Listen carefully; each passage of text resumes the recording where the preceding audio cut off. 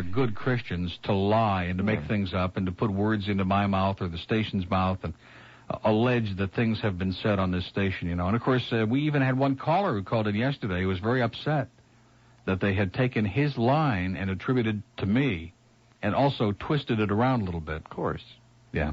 You would think they wouldn't do that. No, not good, God-fearing, God-loving, neighbor-loving, all that other good stuff, you know. Which, of course, makes one think of the Spanish Inquisition, but that's a very long subject for another day. But all of our faithful listeners out there can take a deep sigh, a la you-know-who, a Bob Lassiter sigh. Oh, yeah. Good for you. Because, I've gone to the woodshed and everything came out kosher. Everything came out okay. Copacetic, is that the word? Very good. Excellent choice of words. You've been hanging around Don Webb, I bet. All those big words. Is that a Don Webb word? What a wicked web how does that go? When we deceive... Oh, boy, somebody will call in. Some 90-year-old will call in with that old saying. Oh, yeah. I know what you're talking about. You know what I'm talking about. But what a wicked web we weave. We weave when we in the church deceive, or something like that. That's we and the Archbishop. Exactly. So maybe if you're looking for the wicked web, he might be over at church. But what I was starting to say, and you know how when you come in here I keep getting sidetracked, sometimes for up to 4 hours. It would seem to me that when some of our Catholic friends out there, we've got a lot of them, thousands of them, that when they go to church this Sunday or whenever they go to Mass, I guess they're constantly during the week they have all these Masses. I don't know. The teeming Masses. That perhaps they ought to put a little note in the collection plate instead of their usual 50 cents or $1 or $10 or whatever they put in there. Just put a little note in there and say, buzz off. Yeah. Sounds good. Yeah. They won't do it, though. They're cowards. Yeah. I've been trying for years to get somebody to stand up in church on Sunday, right in the middle of the sermon, or in synagogue, and say, this is a bunch of garbage. When are you going to stop lying to these people? When are you going to tell us the truth? When are you going to stop with all the mumbo-jumbo and all of these archaic rituals and nonsense and speak to us about something that means something in our lives? Not going to happen. And they won't do it. They don't have any guts. No, not going to happen. Not in our lifetime. Shameful. But what do you think about all these coincidences? Well, maybe we could take a poll on it. Yeah. Because when you said, what do you think, it brought back the ghost of Lee Fowler came into my mind. What do you think? I miss Lee. God, There are going to be a lot of disappointed people out in the audience this morning, I guess, those who listen every day but just are praying to the Lord that I should disappear. They are so off Same base. People who prayed for the Dolphins last night. You see what it did for them. I watched women's volleyball last night, too, and I agree with Ron Harrison. That was definitely the sport to watch last night. Not the Ron said that? He flipped over and watched women's volleyball. He flipped over and watched women's volleyball. And well, so I'm not going to get into that because I did the same that thing. borders right on the edge of those things that we don't discuss here on WINZ when you say that he flipped over. Yeah, I forgot. And watched women's volleyball. This is our sports director? Big Dolph fan? Yeah. Well, it was a pretty, I saw the last part of it. The volleyball game was better. Pretty Trust grim. me. The volleyball. Listen, even watching Body by Soloflex would have been better. Right. The Weather Channel was better. For like an hour and a half. I love the Weather Channel. Boy, that just sends me. It is my favorite. I can't go to sleep at night unless I log, like 20 minutes at least of the Weather Channel. Well, I think we'll take our first break on that note. I think we're going to have a pretty intriguing show today. I'm not sure exactly why, but I just have that feeling. Look at all those Dade people calling. Broward people are, they don't want to call. It's raining like crazy here. Yeah. Is it still raining? No, it did stop. But well, somewhere else, though, it's probably raining. Guaranteed. Probably Broward. In Broward. That's a very good point. So Stan had a doctor's appointment today and couldn't make it in early. He'll be in. He'll be in sooner or later. But not, he was going to be not in early. 10. Right, he'll be in. Yeah, well, early for Stan is, 1:30, yeah. Exactly. Well, Stan is a late sleeper. I happen to be one of those now when I just wake up automatically early. In fact, it really irritates me on Sunday. Yeah, me too. That I wake up real early. Yeah. Like about 7:30. Yeah, I don't like that. Yeah. But I don't have a solution to that problem. Well, he's just acting like Mr. Informative here today, isn't he, all of us? There he goes. There he goes, lapsing back into what he does best, and that is making a total jackass out of himself. Okay, it's 18 past 10 at WINZ. I'm here. I'm going to continue to be here. We're going to do our thing, and life will go on, and... Neat. Well, you never know. You never know, at least until the next crisis. Right. But Well, I just want to make that very clear to Mr. Thompson and all these other we're gonna malcontents out there. We're going to do our thing. In this building. Well, maybe not in the building. Maybe we'll go out on the lawn again. Not today. With the FM. We could have a whole big WINZ thing, WINZ and Zeta together on the lawn. Wouldn't that be great? And we could have a little weenie roast out there. It would be fantastic. Yeah, that's a good idea. Exactly. Roast some marshmallows. I want to roast some weenies. It's a beautiful day. Let's go out in the backyard and have a good time. Sure. And we could baptize everybody on the FM because God only knows. Okay, 10:19 at WINZ. Got a great T-shirt somebody sent in, by the way. And it says on it, "Speak English, damn it."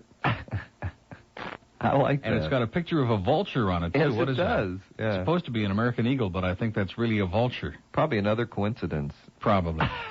So many coincidences lately. You may be able to get away with it. I know. Let's have her on today. Could we have Daffy come on? Sure. It's a rainy day. It's dank and it's depressing. And we could lift a whole bunch of minority people up by their bootstraps today, because there are probably a lot of people with boots on a rainy day like this, huh? I'll be happy to call her for you. Oh, great.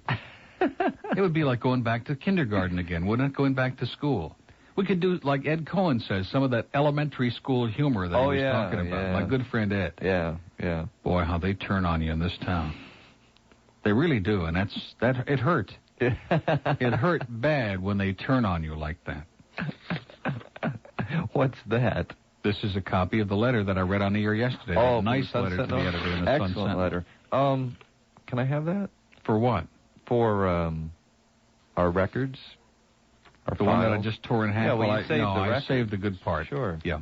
Thanks. Boy, there's sure a lot of people ringing the phone up here this morning, aren't they? I'm sure they're ecstatic. When you get on and you start saying these things... Well, we're getting a lot of static, but I think we finally reached the the pinnacle. No, I think this morning we climbed to the top of the mountain and took one small leap for mankind. Or something like that. I get all of those sayings confused. I get them all mixed in together. We took a leap. Did we took really just a little leap from tower number 3. Okay. Was Rick Edwards out there? In fact, we may bring in Monty Hall today. Who's hanging from tower number 2? That kind of stuff. Let's make a deal. But I feel just fine now. I feel like my life is worth about $1.50 at least, which is $1.50 more than it was when I got up this morning. Mm-hmm.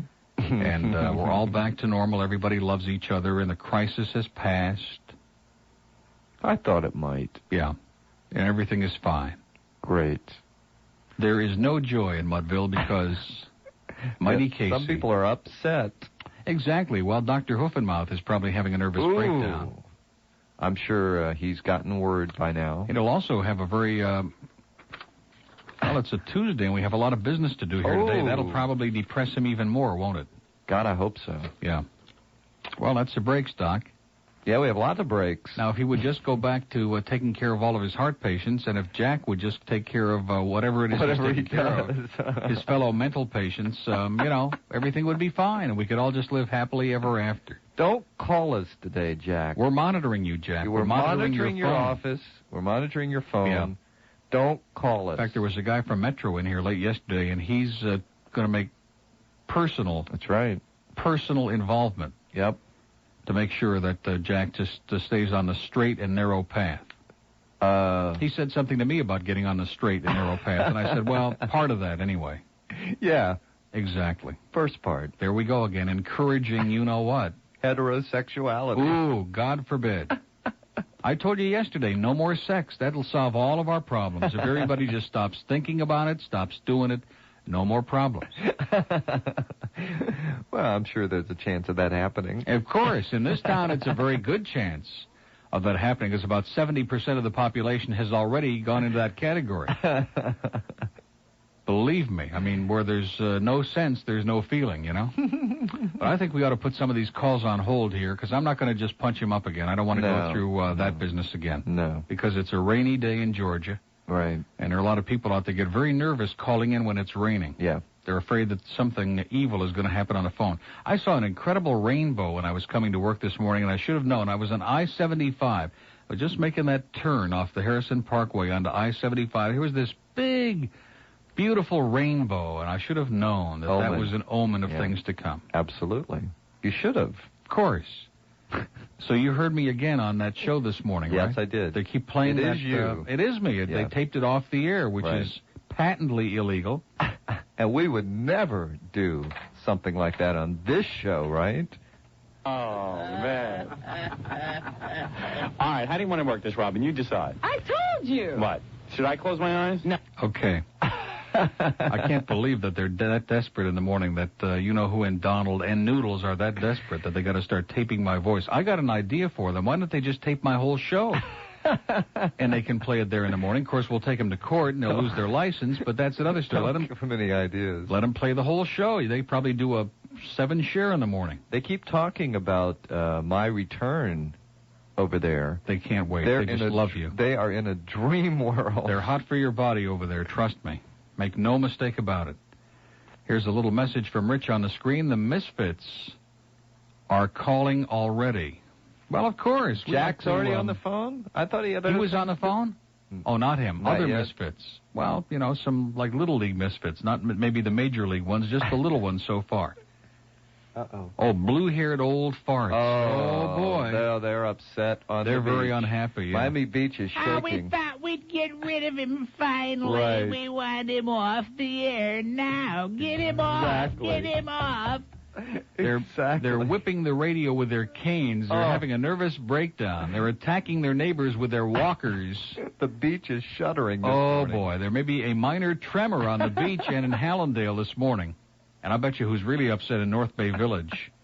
Irving Schechtman is probably having a nervous breakdown in North Bay Village, boy. He'll never be the same He may again. have had something this morning. Yeah, like about a gallon of prune juice.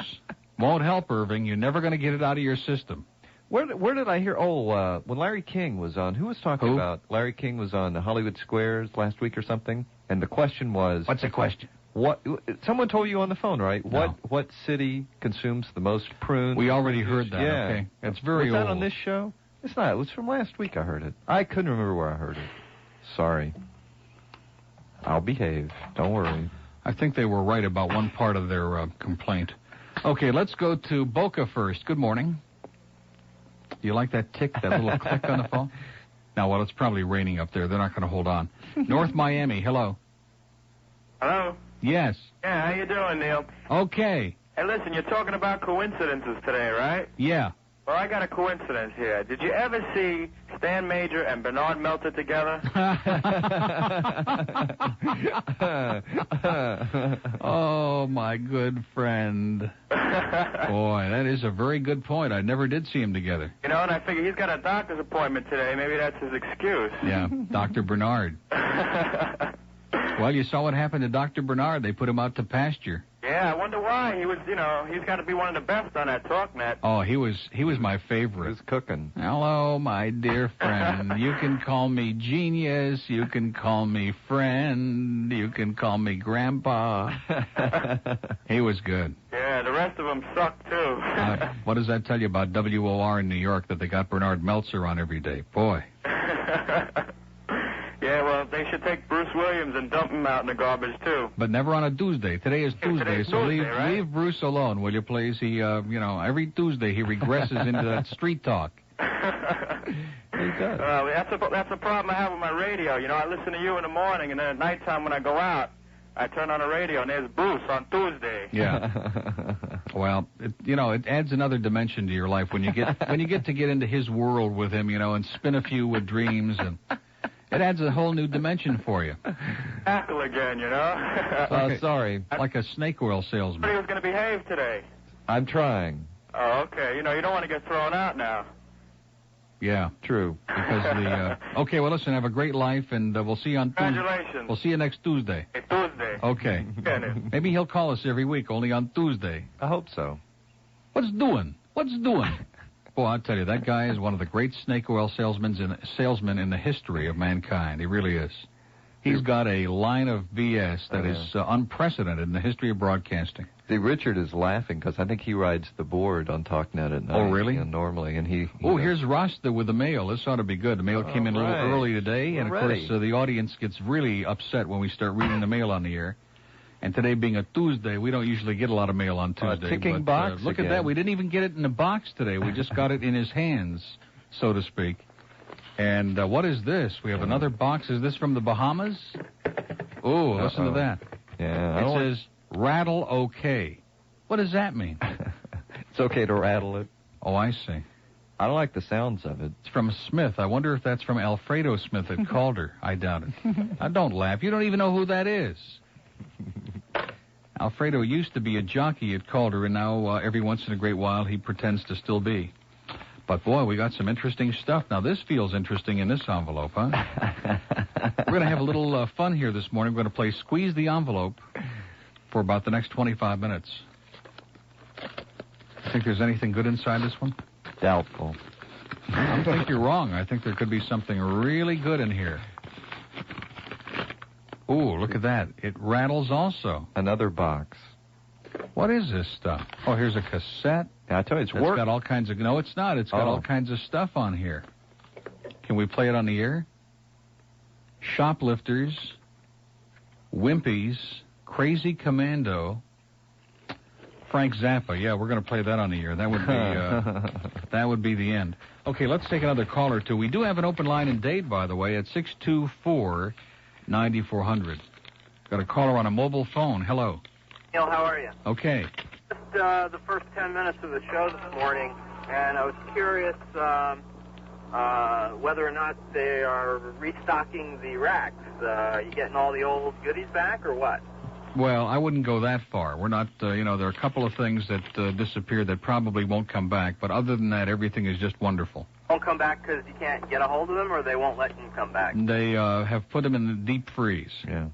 I tell you about, it had to be weeks and weeks ago, I was able to get Walk with an Erection off the air onto a cassette tape, which I keep here in the van, and every once in a while I put you guys down quiet when you get a bozo on and sort of refresh my memory. That is a great tune. Yeah, it is a classic. Well, that one might walk back in here one day. You never know. That would be nice. That would be real nice. You guys sound marvelous. Absolutely marvelous. Yeah, well, we feel marvelous today, sir. I'm glad to hear it. It's nice to be loved. It's nice to know that the people stand way behind you with their full support. Way behind you. Does this mean that all the pressure's off and all the wigs up there are support their #1 station in the U.S.? The wigs are all back in place, sir. They all look like Ben Franklin and George Washington on a bad day, and Elton John. Excellent. Well, you guys laughing, really, and not all the mobile callers are suits, okay? Yeah. No, every now and then we get a good one. All right. Keep up the good work. Okay. Have a great day. Thank you. You too. Okay. Now, what is that? Seriously, in fact, most of the people I know who are Catholic long since gave it up, because they got tired of going into the confessional and telling the priest about all the little things that they were doing. They do, yeah. But, boy, the church itself, man, you talk about hypocrites and talk about narrow-minded, authoritarian lunatics. Boy, they just are going to cram anything down your throat that they can. Unbelievable. We at Delta Credit enjoy your show very much. Not a day goes by that we don't listen. How do you like that? Be darned. I think that the I Love John, Paul, George, and Ringo bumper stickers are a great idea. There are 5 of us here that would like one. And great. It's got the name where we send them, and it says, have a wonderful life. Well, great. Thank you, Leslie. And we'll send those out to you post-haste. Yes, and I told you I saw my first bumper sticker last night on my way home. On a car, you mean? On a car, yeah. Yeah, if we're going to send you these bumper stickers, make sure to put them on your cars, would you please? Look great. Yeah, they do look good. Yeah. In fact, here's a little cartoon of the Pope right here. Shame on them. Okay, let's take some more calls. We don't want to just read the mail and put the audience into a coma, do we? We don't? Sure we do. North Miami, hello. Hello, Neil. Yeah. Yeah, I have this obsession. I just want to hear you guys, we're going to hang up. I want to hear you give the Bronx cheer to Jack Thompson. That for me? That's my request. Or the fish cheer. Yeah. We also gave him the "You're number one in our book" sign. So, I don't really know what's wrong with this guy. You know, he doesn't have anything better to do, or what? Evidently not. He must have a full life, as somebody I know would say. Can you give me the definition? What's the difference between listening to a talk show and monitoring it? Well, what is the definition? No, monitor is like Big Brother. For example, if you had that, you know, if you ever read 1980 or saw 1984 or read the book, and there was the big eye in your bedroom and in every room in the house, TV, watching you. Two-way TV. You see, they were monitoring. In other words, if you were doing a little hanky-panky in the bedroom, they weren't watching, they were monitoring. That doesn't really make sense, though, does it? Well, no, not really, but it sounds good. It sounds pseudo-intellectual. There's like a thin line between listening and monitoring. Exactly. For example, if you were like a peeping Tom and you were looking in your next-door neighbor's window, you could say, "I'm monitoring you," you know, that kind of stuff. And they'd still take you away and throw you in the slammer. See what's going on. You're not listening to the show to, you know, for your enjoyment. You're listening to the show to see what's going on the show. Even though he probably is obsessed with it and listens every day and gets some kind of excitement out of it. Absolutely, you bet. I mean, you know, he just sounds... Is his voice for real, too? I was going to ask you. I mean... I don't know. He's monitoring us. Boy, I mean, this he guy might have needs a close serious on his help. nose, don't you think? Well, somewhere anyway. Well, there's something wrong with him, yeah.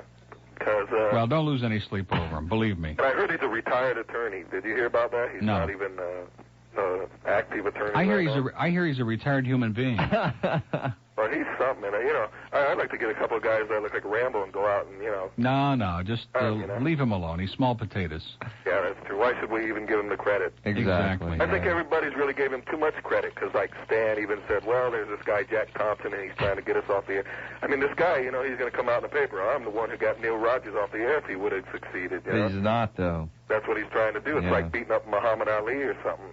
Right. He won all the credit. Okay, well, listen, have a wonderful day. So as often as you can, keep giving him the Bronx cheer. It just turns me on. It does something for me. And say, this is dedicated to Jack Thompson, and keep giving it to him off and on all day. Okay. Did you do that for me? Okay. Thank you very much. See you later. Look at this. Here's Rosemary in Miami Lakes. Wonderful. Good letter. Rosemary's almost perfect, although at the end of her letter she says, "I also like Glen Hill." So you were doing great, Rosemary, till you got to that line, and then you kind of... You know, this thing that they sent us at Hops, I've noticed every time I look at it, I think of Jack Thompson. Do you really? I think there's anything to that. A little bit too big to remind me of Jack. Good point. Okay, let's take our last break here. It's 8 minutes before 11 at W. I want to thank May in Lauderhill for this neat little, what would you call that? A thermometer. A thing. No, well, it's not it's got a thermometer on it, but it's a thing. Yeah, but it's... And it says, if you must smoke, please don't exhale. Well, I bet you somebody I know up in the front of the building would love to have that. Our general manager is a fanatic non-smoker. Anti-smoker. Yeah. Not just a non-smoker. There are a lot of us who are non-smokers, but he's an anti-smoker. Militant. I know. Hostile. So that's why whenever you're upset, you always go up there with a big cigar, a huge cigar, stogie in your mouth, and blow it in his face. Miami. Coral Gables, hello. Hello. Hi. I have your quotation for you, Neil. It's, "Oh, what a tangled web we weave when first we practiced." 2DC. That's excellent. That's the one. And the little bobbing trinket that you have there, is that called a Tom, Dick, or Harry? Don't say it. All right. And she's right on track. to the imagination, nothing. It's hopping. Sure, a little bobbing thingamajig. It's great. All right, and I'm your friendly fundamental Baptist, and just thought I'd call in with your quotation, and now I can go on with my life. You're going to stay here, be here, and I'm very happy about that. Great. Well, listen, have a wonderful life. Love ya. Okay. Bye-bye. Bye-bye. What was so funny about that? What just happened on the phone now? Look at that. Oh, we haven't had a situation like that on the phone in months. It must be Richard's doing something up there in the control room. Look at that. Like almost all, just right there when she left, all the lines were lit, and now like most of them are gone. Yeah, they're back. See, they're back. What happened to them? Was that a glitch? Is Southern Bell sabotaging our phones? Of course. Of course. Of course. Or is that electrician monkeying around in the back there again? Boy, that guy's dangerous. There are phone guys in the buildings. Oh, they're changing the phone system. So all you people out there in the audience, if you get disconnected or hung up on, don't get mad at us. Don't blame us. We're nice guys. Blame these maniacs who are putting in this phone system. That's exactly what they are. I hope they really get... They are doing it. I hope they really get into it heavily like Friday, because that's the day my vacation starts. And you ought to have a wonderful time. Aren't you going to be doing the show Friday? Looks like it. Great. Well, I hope you have a ball here. It ought to be a lot of fun. Thanks. What? You're going to be doing some shows, too, aren't you? Like one at least. Like one at least. Well, let's not overdo it. Yeah, Monday. Next Monday. Or maybe Tuesday. Maybe he would be good on Tuesday, I think. Yeah, one or the other. He could call up Bruce Williams, and they could do a two-man show. They could do... Tell everybody, hey, get yourself an attorney. Dumb Bruce Williams jokes. That would be a good show. Okay, here he is, Mr. Attorney himself, Mr. Dumb Joke himself, Michael Wolf with the headlines, world news from CBS at 11, and we'll come back at 11:06. Lines in Dade. I don't understand what's happening here this morning, do you? They're just like here 1 minute and they're all gone the next. It's like, well, the big crisis is over. Screw him now. You know, like, what kind of attitude is that? Unbelievable. 624-9400 in Dade. And I have the greatest card in the history of all of our mail right here, cat recipes. And on the front of the card, it shows a picture of a real ugly cat. It says, from this to this. And then it shows something on a cracker. Easy to make, easy to bake, see recipes inside.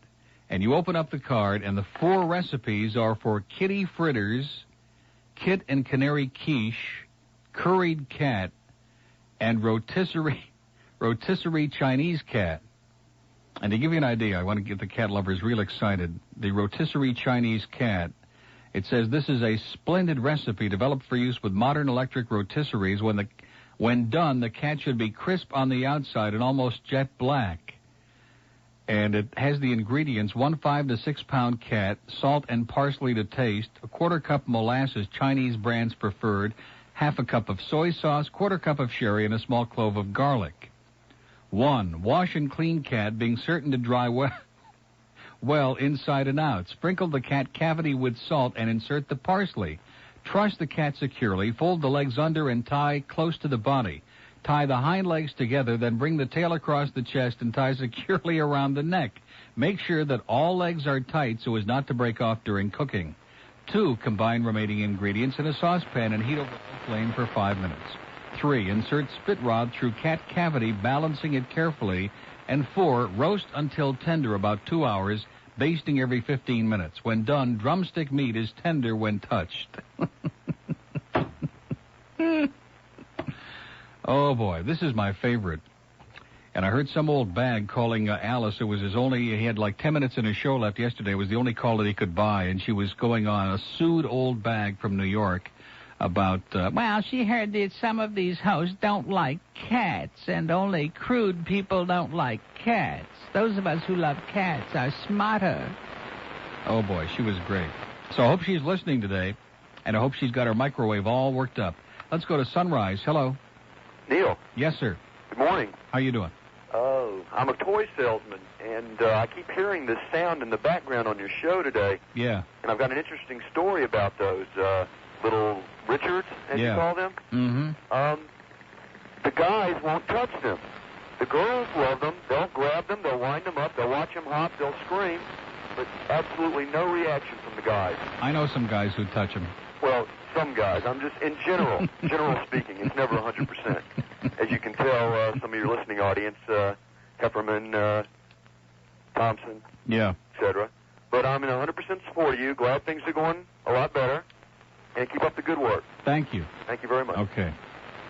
Can't imagine why the women in South Florida would do that, because most of them are lesbians anyway. We've already decided that. So, well, maybe it's kind of an S&M thing. Hollywood, hello. Yeah, Neil. Yeah. I just tuned in. Wanted to see how the big powwow went this morning with the upper echelon from up north. Why didn't you tune in at 10 o'clock? I was in my office working. As soon as I got... That's no excuse. Just concerned...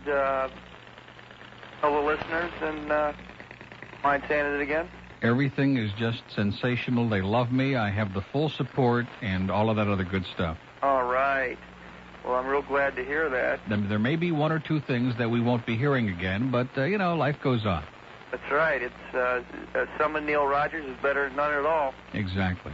And that's what I told them. I was going to ask you, did you? Okay, good. You put them in their place then, or did you have to? Well, it was. I described it as a spirited meeting. I think that's a very diplomatic way of describing it. Yeah. Well, I'm real glad to hear it worked out, and keep it up. Keep doing a good job. Okay. Listening. We'll try. Okay. Thanks. Okay, bye. 12 minutes past 11 at WINZ, an open line in Broward, 524-9400. Where did you-know-who disappear to? He's just erratic. He just flies around like a butterfly. In fact, there's a great recipe in here that I think he would really enjoy. He could even be a part of it. It's called Kit and Canary Quiche. It says, this is very special pie, long a favorite in France, is only now gaining popularity in America. It may be served either as an appetizer or a luncheon dish. And one of the ingredients for the recipe is one plucked and deboned canary, which I think would be sensational, or maybe just a small vulture would do.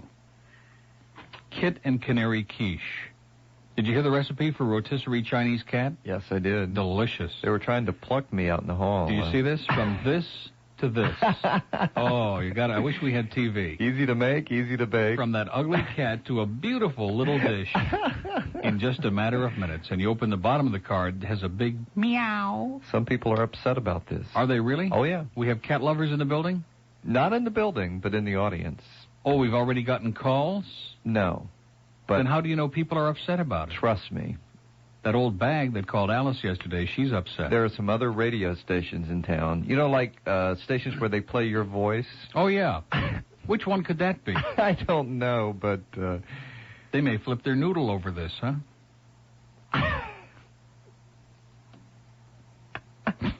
In fact, maybe noodles ought to be flipped over very lightly and then breaded and cooked to a turn. Oh. To a crisp turn. God, I'd love to do that. I like crisp stuff, you know, like when you bake something like a... Me too. Like prime rib, when you get the end cut and it's real crisp on the end, you know? That's how I like my stuff cooked. Well, we have the microwave, the WINZ microwave. We don't have any food coming in here today, I hope. No. Thank God. You want me to go get some? No. Enough is enough already. Oh, and by the way, I was in, you better write this on the log again, Frascotti's last night. Up there in Tamarack. Yeah. In that hillbilly kind of strip shopping center. What a fine place that is. And they're open for lunch now. And they, you know, and I just mentioned that in passing. Because I pay when I go in there. I don't get any freebies. You can go to the bank on that. But they're open for lunch now, they told me, and I thought I would mention that. Great. Is that okay? I mean, Great we wrote news. it on the log. Great news. Frascati. Frascatties. If my friends at Frascatties are listening, maybe you could prepare some of these delicious delicacies that we've been reading about, like curried cat and kitty fritters, you know, like on the lunch menu, some lighter fare, you know. Mm-hmm. Because I saw a couple of real mangy-looking cats running around outside. Maybe they can, you know, dig something up. Sounds good to me. Absolutely. Sure beats po, folks, I'll tell you that. Miami Beach, hello. Hello, Neil? Yes. Did you know that the American Christian Cause is sending out petitions to stop ABC, CBS, and NBC? It's a war on godly values. It seems that that picture, I think it has the down there, and he gets drunk, and they're against it. Yeah. So, okay, well, listen, I sure appreciate the information. Miami, hello. Hello? Yes. Oh, this is great. I've been trying to call you to support your cause, and I also wanted to know if you got my letter with the clipping from the Anchorage, Alaska newspaper. I sure did. Boy, we made it all the way to Anchorage, and that Neanderthal didn't even know what my name was. Well, I guess he didn't want to give you that much publicity, yeah. Publicity, yes. Well, but I thought it was real interesting. We were on vacation. We have a big signal in Anchorage. We were also in a little town called Homer, which is, you know, as you would expect in Alaska, it's a little fishing village. And we're having breakfast, and behind us, there were people from Hallandale. Wow. And we turned around really fast to see if the sweet and low was disappearing. But, yeah, I bet you that's where all that Alaskan silverware came from. What were you doing in Alaska, ma'am? It was a vacation. Oh yeah, I used to I'll live. bet. I used to live up there. You know. Really? No. I lived there for 2 years. Are you serious? That's what it was. Fairbanks. That's what it was. There are a lot of birds nesting up there. See, when you live in that real super cold weather for long enough, it like freezes up parts of your brain and they never thaw out again. Maybe it helps you keep longer.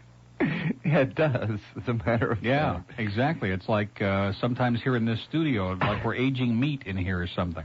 Well, Glenn, have you tried any of those sunflower seeds yet?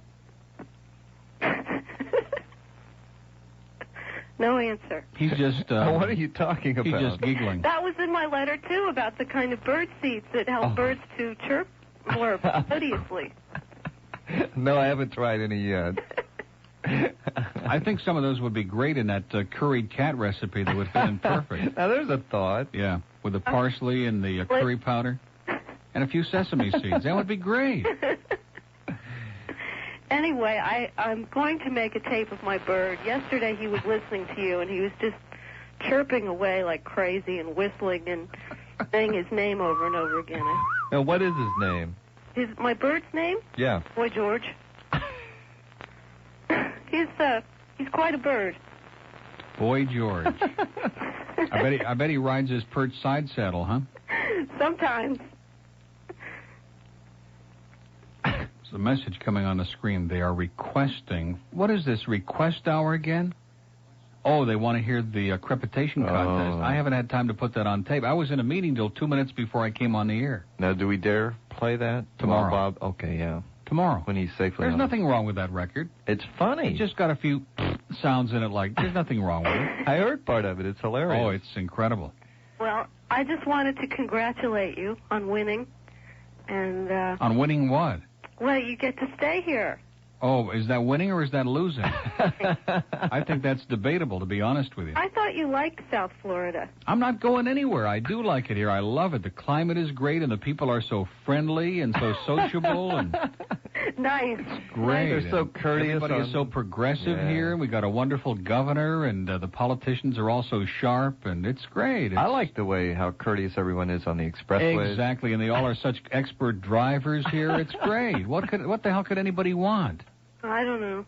You know what I'm saying? In L.A., they shoot each other. That's a little more exciting. Precisely. It's the only thing we're missing.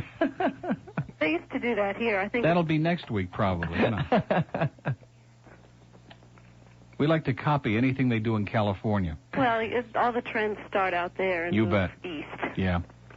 Okay, well, listen, it hurt. That's what the comment is, it hurt. Well, have a wonderful day and a great life, and we'll see you on the Sawgrass Expressway. Okay. Okay. Bye. See, that's a good thing on a 5 at WINZ. Don't forget, Stan Major is going to be along, and he's going to give you a play-by-play, probably taping the conversation in the doctor's office today. And he's going to give you a play-by-play of everything that went on. There's no question about it in my mind. Okay, what happened to our guest? You notice, when you don't want him in here, you can't get rid of him. On those days, when you have something specific that you were going to ask him, he's like a butterfly today. He's here 1 minute, he's gone the next. He's like the callers. Can't believe these people here today. They're just hopeless, absolutely hopeless. The door of the studio swings open, and there he is. What is this today? You want us to beg you? I mean, most days we can't get rid of you. They hate you. I'm doing work. Good story. Boy, if anybody in this audience believes that, I don't buy that for a minute. Unprecedented in his lifetime. He's doing work. Now, the question I wanted to ask, we do have another, now that the big crisis is over, we have a mini crisis, a little crisis. What? Like Friday, I'm going on vacation for 10 days, okay. and there's like... no, it's okay. Well, there are all different aspects to this question. All right. There are several different aspects to the question, like where am I going? Yeah, well, see, that's up until like an hour and a half ago, I didn't even know for sure what to do, you know. That's why we haven't. And John and his mother are going to Hawaii, and we hope they have a wonderful time. We spoke to him this morning, and the reason life this goes is on. not all planned out is because it vacillated. I mean, it was changing from day to day. One day you were going, next day you weren't going. It hurt. So I waited until all the dust settled. It hurt.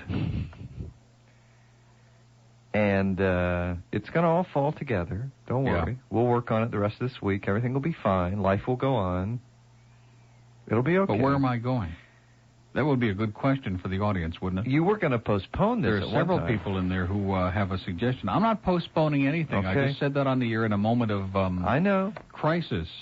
In a moment of crisis. You don't run away in the middle of a crisis. I know. If we were still in the middle of a full-blown crisis, then I would stay. I know. And we're not. Okay. Crisis has passed. It'll be fun. Everybody loves me.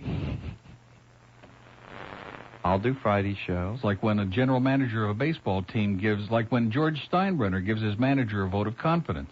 Yeah. And like 3 days later, they get fired. Spindell's going to do Saturday. Oh, boy. Can I reconsider this? Only kidding, Mike. Why is he so sensitive? Why doesn't he cut that out? Mike Wolf's going to do a show. If Tom Jicha gets back from L.A. in time, he's going to do a show. And what if he doesn't? Then he won't. Good thinking. How about Linda Thornton? She could do a show. I don't think she wants to. I don't think she wants to come into this. No, I don't know. I'm just kidding. I'll ask her. That hurt. I'm just kidding around, Linda. I'll ask her. I think you have so much BS that it's unbelievable. One day you're telling me she's just fine. Everything is fine. She loves you. She does. Everything's great. Everything's copacetic. I was just kidding. She wrote that great article last week that Gary got hysterical about the FM doing talk and all these she does wild theories and so on. She loves you. So what's the problem? There is no problem. I was just joking. Honest. See, now I know what the audience means when they're not sure if I'm joking or if I'm serious. Because with you, that's the convenient cop-out. Yeah, you're Every the time one. you make some outrageous, subhuman statement. You're the one who... Subhuman. And then, I was just joking. I was. When he gets caught with a nervous cackle. I was just kidding around. So that's like a couple of shows. And what else? Who else are you going to bring in here? We could replay the best of Colonel North. That's a couple days. We're going to do that. No, we're not. Over my dead body, we'll do that again. Oh, who knows what'll happen. It'll be all right. It'll all fall together. Sure. Bring a couple of people off the street. We're going to go down Chris to from Mississippi Kmart. is coming back. He can do a show. We're going to go down to Kmart. I think Bobby's going to do a show. Bobby could do a show, of course. In fact, he's coming in tomorrow. I can start my vacation early. That's right. I would not be away from here though when Bobby comes in. Who else He's would a good you? guy. He's a good guy. Bobby. Yeah, I know. Who else would you like to do the show? That's all he is. He's a good guy. Just a friend. That's all it is. I know. I'll call Michelle this Unfortunately. afternoon. This afternoon I'll call Michelle. See if she'd like to do a show. Who else? Of course. Ann Bishop could do a show. Who are some of our other She could do a show on faves? truck driving. It's a topic we've never touched on this show. I wonder why. See, Noodles the cat, I think will be in Friday. Donald could come in and do a show with Noodles. Serious. Oh, we would love that. Oh, you bet. He has a crush on this show. I know. He does. You specifically. Not me. I think he's being crushed by that show, but that's another story. I think they're crushing themselves. They're just really disorganized. Well, over he there, is no help. Far be it from me to talk about other shows in the market. But, however... let's take a call from Lighthouse Point. Maybe they got some good ideas for my vacation. Hello? Hey, guy. I was calling about the crepitation contest, but you already answered that, but I didn't want to hang up. Yeah, I really apologize because I had every intention of playing it today, but it's about a 15 or even a 20-minute cut, and it's got to go on a cassette. Right. And I was tied up in that monumental meeting until about 2 minutes after 10 and came rushing in here, so... Well, I first heard that about 16 years ago. Do you know how old that is? When I was about 20 years? 20 years old? No, it's from 1933. Are you kidding? It's like 54 years old. I can't believe it, but that's what they said. It is so funny. And all of you out there in Radio Land, if you're driving down 95 when he plays it, pull over. They'll be on the floor. It's hysterical. A previous year's winner is disqualified at the end because, let's say, he had a run of bad luck. Yeah. And I'm looking forward to hearing it. Okay. Tomorrow for sure. Any idea what time? I guess I'll just listen all day. How's that? Okay, that's a good idea. Okay. Thanks. Thanks. Nancy needs what? Bumper stickers. Okay. Boy, I'm not even smoking a cigar, and I'm smoking. It's catching from Major. Have you noticed how he chokes on the air all the time? I keep telling the man. Enough with it. It's one thing to smoke a nice, extra light, mild cigar, but he smokes these big, disgusting, gut-rotting, it's like smoking an H-bomb. Yeah, those of you who've ever seen those foot-long hot dogs that they've got, and don't start getting carried away. That's what those cigars look like. I mean, those are just bombs is what they are. And all during the show, you hear him, when is he going to cut it out? And today he's at the throat doctor of all things. Shame on you, Stan. Miami Beach, hello. Hello, Neil. How are you? Okay. Don't pick on the bird. When he takes off, he's running around from one branch to another. I know, flitting around. He's flitting, right. Neil, did they get the head honchos, did they give you any indication of the pros and cons? The telephone calls and the letters? Oh, I didn't ask him that because I don't care about that. I'm not interested in that. I mean, the only barometer are the ratings and the number of people who are listening to the show. I don't care about that. But they obviously were overwhelmingly favorable. Yeah, because I called up and I sent a letter and I... Well, I appreciate that. They wanted KAT and they couldn't do that to me. Take you off the air. Yeah. Now listen, did anybody ever tell you about Mr. Rico wants to engage you in a debate? And if need be, he'll come to your studio to do so. Boy, you talk about desperation. Mr. Ego, I hear through the... In fact, this is something we were going to get into yesterday, and it slipped my mind, one of the rumors I was talking about. But the rumor is that Mr. Ego is not too happy over there in the Isle of you-know-what. Oh, yeah? Yeah. Well... Couldn't happen to a nicer guy. Oh, he's disgusting. I remember him from Orlando, where he was fired out of 3 jobs. Mm-hmm.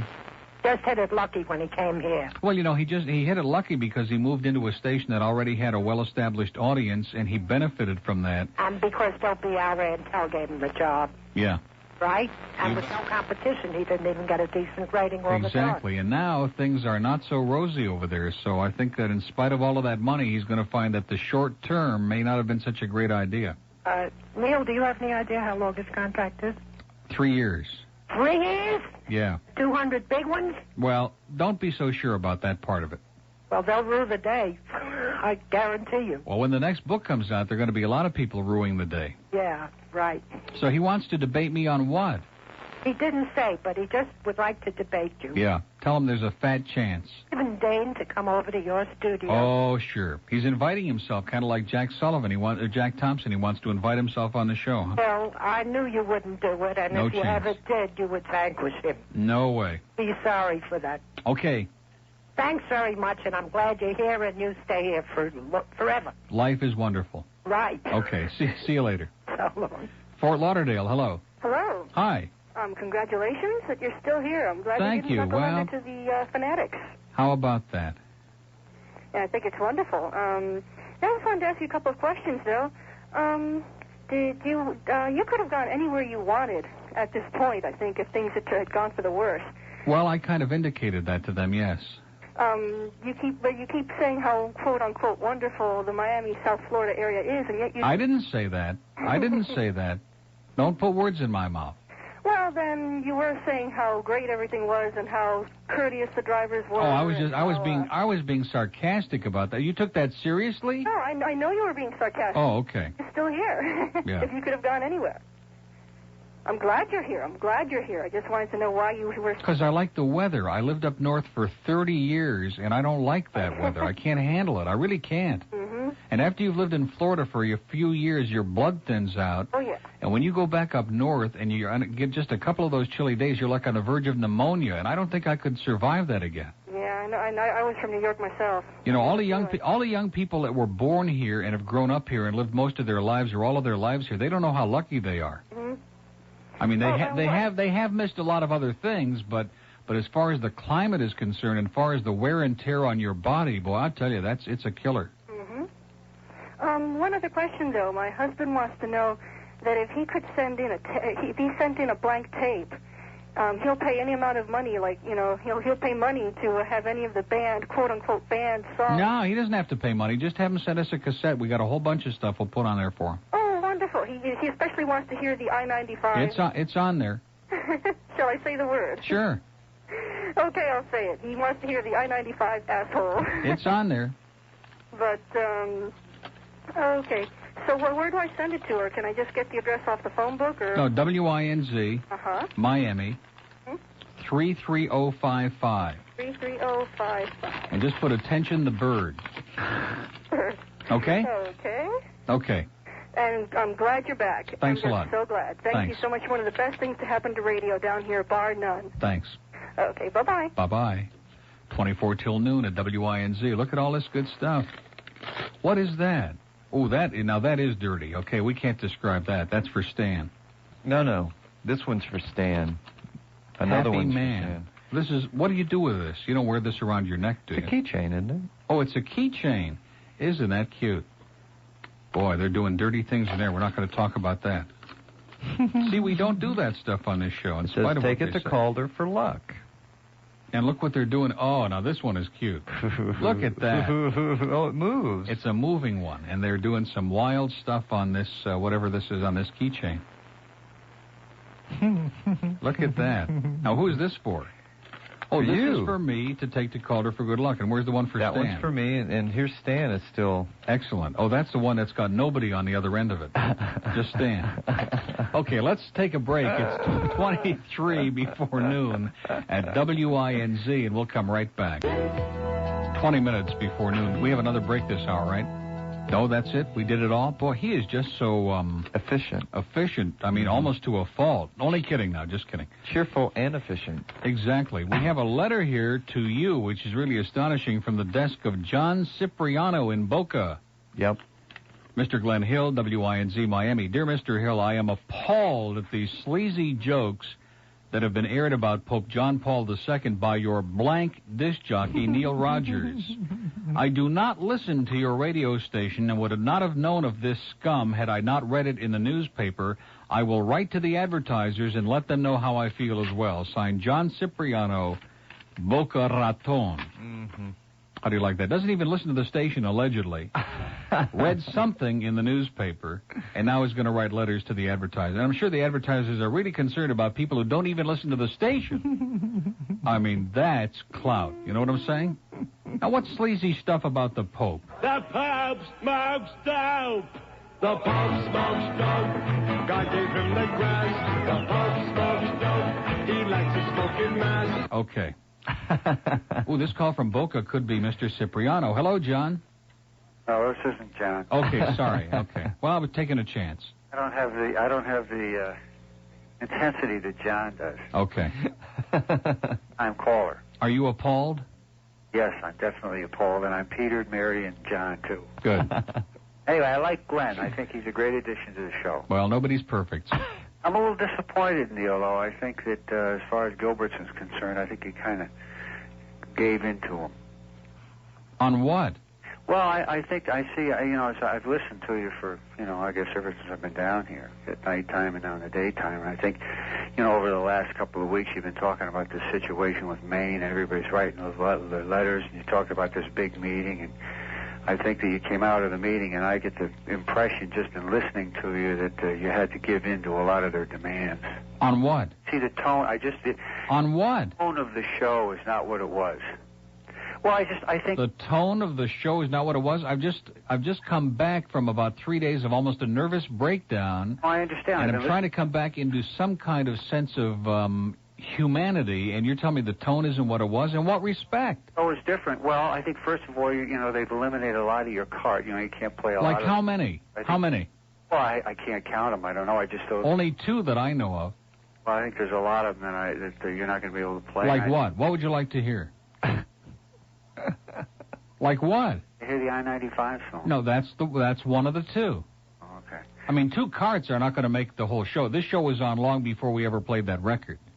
Well, I just think that, I came down from New York and, management, I got to the point I was in top management. I wasn't CEO, but I was in top management. Yeah. And they always beat you down, and I finally started my own business, and I just think... Well, I'm ready. Listen, if you want to underwrite it, I'm a great fan of yours, obviously, and I just think that these people in the top management, they're going to win because they own the goddamn thing. Well, there's no question about that. I mean, you can compromise to a point, but in the long run, they've got the upper hand. They own it. Yeah, well, that's the bottom line. As I say, it's a shame because I think, But I don't think there's any shame. I don't think we've lost anything. I mean, first of all, the I-95 record was played 8 million times. I understand that. Yeah. And if it's the difference between that and my just starting all over again someplace else, I'm not going to worry about that. I mean, if my whole career was hanging on that record, then I wouldn't have very much going for me. Right, I understand that, and certainly it's not. All I'm saying is that I just see a difference in the tone, and it's going to over the course of the next couple of weeks. I'm going to see it. But I'm just one listener. I'm just saying that I don't see any difference in the course of the tone of the show. I mean, in fact, it almost is like I'm back in that meeting again, because what got me upset was I kept hearing these generalities, and I kept asking for specifics, and he couldn't give me any. And you're doing the same thing about the tone. What tone? What is it we're not talking about? Yeah. I mean, the fact is I didn't go to Winn-Dixie last night, so I don't have any stories to tell today, Right. But if I had something to tell you, it would be there, believe me. I think it's too early to panic, sir. Okay. Well, no, let's all panic. I enjoy when everybody panics. That's a lot of fun. Wait, I'm not panicking. Well, why not? Come on. It would be a lot of fun if we could all panic. Oh, now you don't have to start getting smart at it. I'm not smart. I'm just having some fun with you. Now you're getting upset. You're getting uptight. I think that's a sound remark that he makes. It's too early to make a decision, but I just noticed just in the last 2 days. I know 2 or 3 days ago this Gilbertson was going to come down here, and this guy Tom. Uh-oh. That was good, wasn't it? That was great. Yeah. Well, the tone of that call changed. He's right what he said. Well, yeah, but I mean, we can't that word on the air. Put that on the air, and I'm not going to put him back on because the guy's getting worked up into a frenzy and obviously has a great sense of humor. He completely misunderstood. Yeah, serious. Will you please? Just boy. Yeah, things have been. He is panicking, isn't he? Let's panic. Yeah. There's panic in the streets at WINZ. Let's all panic. Come on. The show has been different the last couple of days because we've been going through a up until today because we've been didn't even know what the hell was going on, but and now everybody the was tinkling all over and changing underwear a lot. And we're going to go back to we are back to now. normal. We're going to put on our old underwear. Exactly. So don't come near the building. Let's go to Hialeah. Hello. Neil. Yes. How are you? Okay. How things going there? Okay. What happened there? You had your finger somewhere where it couldn't hit that button right away, huh? You didn't hear what he said, did you? Well, he was on hold. No, it wasn't on the air. You hear it on hold. It was not on the air. Hold, huh? Yeah. Okay, so you had the quick finger. Oh, yeah. Right. Let's not get into that, sir. Let me ask you, Glenn, how you doing? Great. Is this Deep Throat? No, not at all. Orlando, remember? Orlando. Tony Orlando. And how's Don? Oh, no. No relation. Remember when you got me Lynn's number? We talked a long time ago? Oh, sure. Yeah, I said hello. Neil, listen, I wanted to... Oh, yeah, I know who this is. This is Orlando. Good. By the way, I put in a good word for you. Great. Oh, wait a minute. Look, this one moves, too. Did you see that? I can't believe it. We're looking at these keychains, boy. I bet you'd like one of these. Oh, yeah, I've seen those before. They do some wild things. I can imagine. Yeah. Neil, is it safe to say that the crisis is more or less over? If you do them long enough, your key pops right off the chain. I can't believe it. Yeah, the crisis has passed. Is it really? Yeah. That's good, because I was in a panic stage myself, but I was way down in Broward, and I just didn't get a chance to get off the car and give you... Well, anytime I get into Broward, I go into a panic stage. And, of course, living there, that explains a lot. Me both. Yeah. So I'm glad to hear that everything is fine. In fact, well, let me ask you a question. Do you think the tone of the show has changed? Not at all. Not at all. In fact, I was glad to hear that everything is just the way it used to be. I think so. Yeah. The last caller, I think, is a little bit premature. Yeah, you could see him. I think he got wrapped up in himself, and before you know it, he was going way off the handle. Yeah, he got carried away. Yeah. Well, he's emotional, Yeah, nah, don't worry about it. You guys are doing a heck of a job. In fact, I think it would have been a panic stage if those people had done what they wanted to do, as far as banning whatever you're doing. I think everybody would have really gone off the deep six. Yeah. I was ready for it. Well, if the guy thinks the tone has changed, I'm going to solve that, because at noon, I'm going into the WINZ kitchen. Yeah. And we have one machine that's got food that's guaranteed to make you sick, okay? And there's one thing that's... pork and beans. That's in there, too, but I've got better than that. I've got the WINZ meatball mozzarella sandwich in there, which you put in the microwave along with your favorite cat. And I'm going to tell you, those things make me so sick that I could just go... So that'll make it better for him. Great. Guaranteed tone changer. You got it. Let me ask you, I was thinking in memory of this Mr. Jack Thompson, which sounded like a fool every time I heard him on the radio. I was thinking about taking my dog and shaving his rear end, taking a picture and making it a commemorative post. That would be great. Great idea. I think we'd probably get some artist out there to make a big poster of that. We could to do something cute with it, so to speak. Yeah, we need something to remember Jack by. Yeah, that would be good. I think that would work out well. In fact, I think he might even like it so much you could turn them into business cards. Probably, yeah. For all of his clients, you bet. Exactly, They probably would recognize themselves, too. Yeah. Well, gentlemen, it's a pleasure hearing both of you, and I'm glad to hear that everything's going to go just like it's been going. Well, we'll get the tone changed back. No, keep the tone. I'm going to lie out in the sun and get my tone, like to a light chocolate, By the way, you taking off Friday? You going on vacation? Yeah, I'm going away. Where do you think would be a good place to go? How about New Orleans? Might not be bad for a couple of days. I heard it's flooding around there, though, isn't it? It's hot. It's hot and real humid. hot. It hurt. Humid there. I'm going down to the Keys with a bunch of people. Why don't you join us down there? Oh, I'll pass on that. I don't want to spoil my image. Okay, have a great day. Thank you both. Good luck. Bye-bye. Now, where would be a good place? Every time I bring this thing up, boy, it goes over like a pregnant pole vaulter on a hot July day in New Orleans. They just will not talk about it. Well, this is not a traveling crowd. No. You got to understand that the traveling people are all gone. They're all out of town right now. A lot of our younger people have gone off to school. You do realize that. Stan mentioned that to me the other day, and it's a good point. Yeah. We have lost a lot of that younger crowd who've gone off to college. In fact, yesterday there were a couple of people who called to say goodbye. So if any of our young listeners, our college-age type listeners, want to call in to say adios, arrivederci, and we can wish them good luck They'll be back, tell them to reconsider. Yeah, they'll be back. I mean, what kind of loyalty is that? Why don't they stick around and support this show? This is much more important. I mean, who the hell needs them going off to Tallahassee and Gainesville and... It's like the silly people Auburn, Mississippi. It's like the silly... Can you see going to school in Auburn, Mississippi? Or is it Auburn, Alabama? I don't... Is it in Alabama? Auburn. It's Alabama, isn't it? I don't even... I think so. Or is it Mississippi? We'll have to call up Chris and find out. Auburn, Mississippi. Yeah, I think so. That's what I originally said. But that doesn't sound right, does Auburn, Alabama. That sounds right. They both sound right. I know. They both sound Well, yeah, right. they're both the same anyway. You know, they're Who like cares? North Florida. Yeah. Why would any young person want to go off there? Somebody went to Auburn? Auburn. Somebody went there. Alabama. Burt Jones went there, I think. No, he went to LSU. But that's the same thing. That's like in Baton Rouge, isn't it? Baton Rouge is in Mississippi. No, that's in Louisiana. It's the capital. Now I'm Boy, all is he confused. bright. Let's do a geography lesson with the bird. I'm all messed up. When the bird flies over your house, you'll think he's back in Alaska, folks. He's just totally lost. Yeah, Baton Rouge, Mississippi. One of my favorites. It's like Louisville, Ohio. It's another one of my favorite cities. Or Rochester, Texas is another one of my real favorites. And Batavia, Michigan. And the cities I work in. Kalamazoo, Wisconsin. Another message. Miami, Cuba. Very good. Havana, Florida. My suggestions, where to go. Yeah. Atlantic City. Forget it. Our use. Oh. I mean, if I could put my foot down my throat, not just my finger, that is the... Have you ever been there? Never. Okay. See, here's a guy, like, he ought to be a travel agent, okay? He thinks Baton Rouge is in Mississippi. He wants you to go to Atlantic City. He's never been there in his life. Why don't you give us a little critique on the racetrack, too? You have such expertise in that area. I've been to the racetrack. Yeah, I know. Bahamas. Probably in the aviary. How about the Bahamas? You know, he's been in the aviary with the flamingos at Hialeah. That was his trip to the racetrack. Forget the Bahamas. No man. islands. Rip-off city. I'm not going there. Even for this nice little booze thing they sent, I'm not going there. Las Vegas. Vegas is a possibility, but you can only go to Vegas for like 2, maybe 3 days at the most. Maybe, unless you get lucky. And if I got real lucky, I wouldn't stay there. Although the great thing about Vegas, you can go to Caesars and you go to the sports book and they have all the tracks and all the racing forums, and you sit there and you can even bet Calder there. I know. Oh, boy, that's heaven. Bet on Hollywood Park and the fairgrounds. So you will consider Vegas. You'll take it under Detroit consideration? Race Course, Arlington. You take it under consideration? In fact, the Arlington Million is coming up, isn't it, from Chicago? On September 6th, I think you can see and bet it at Calder.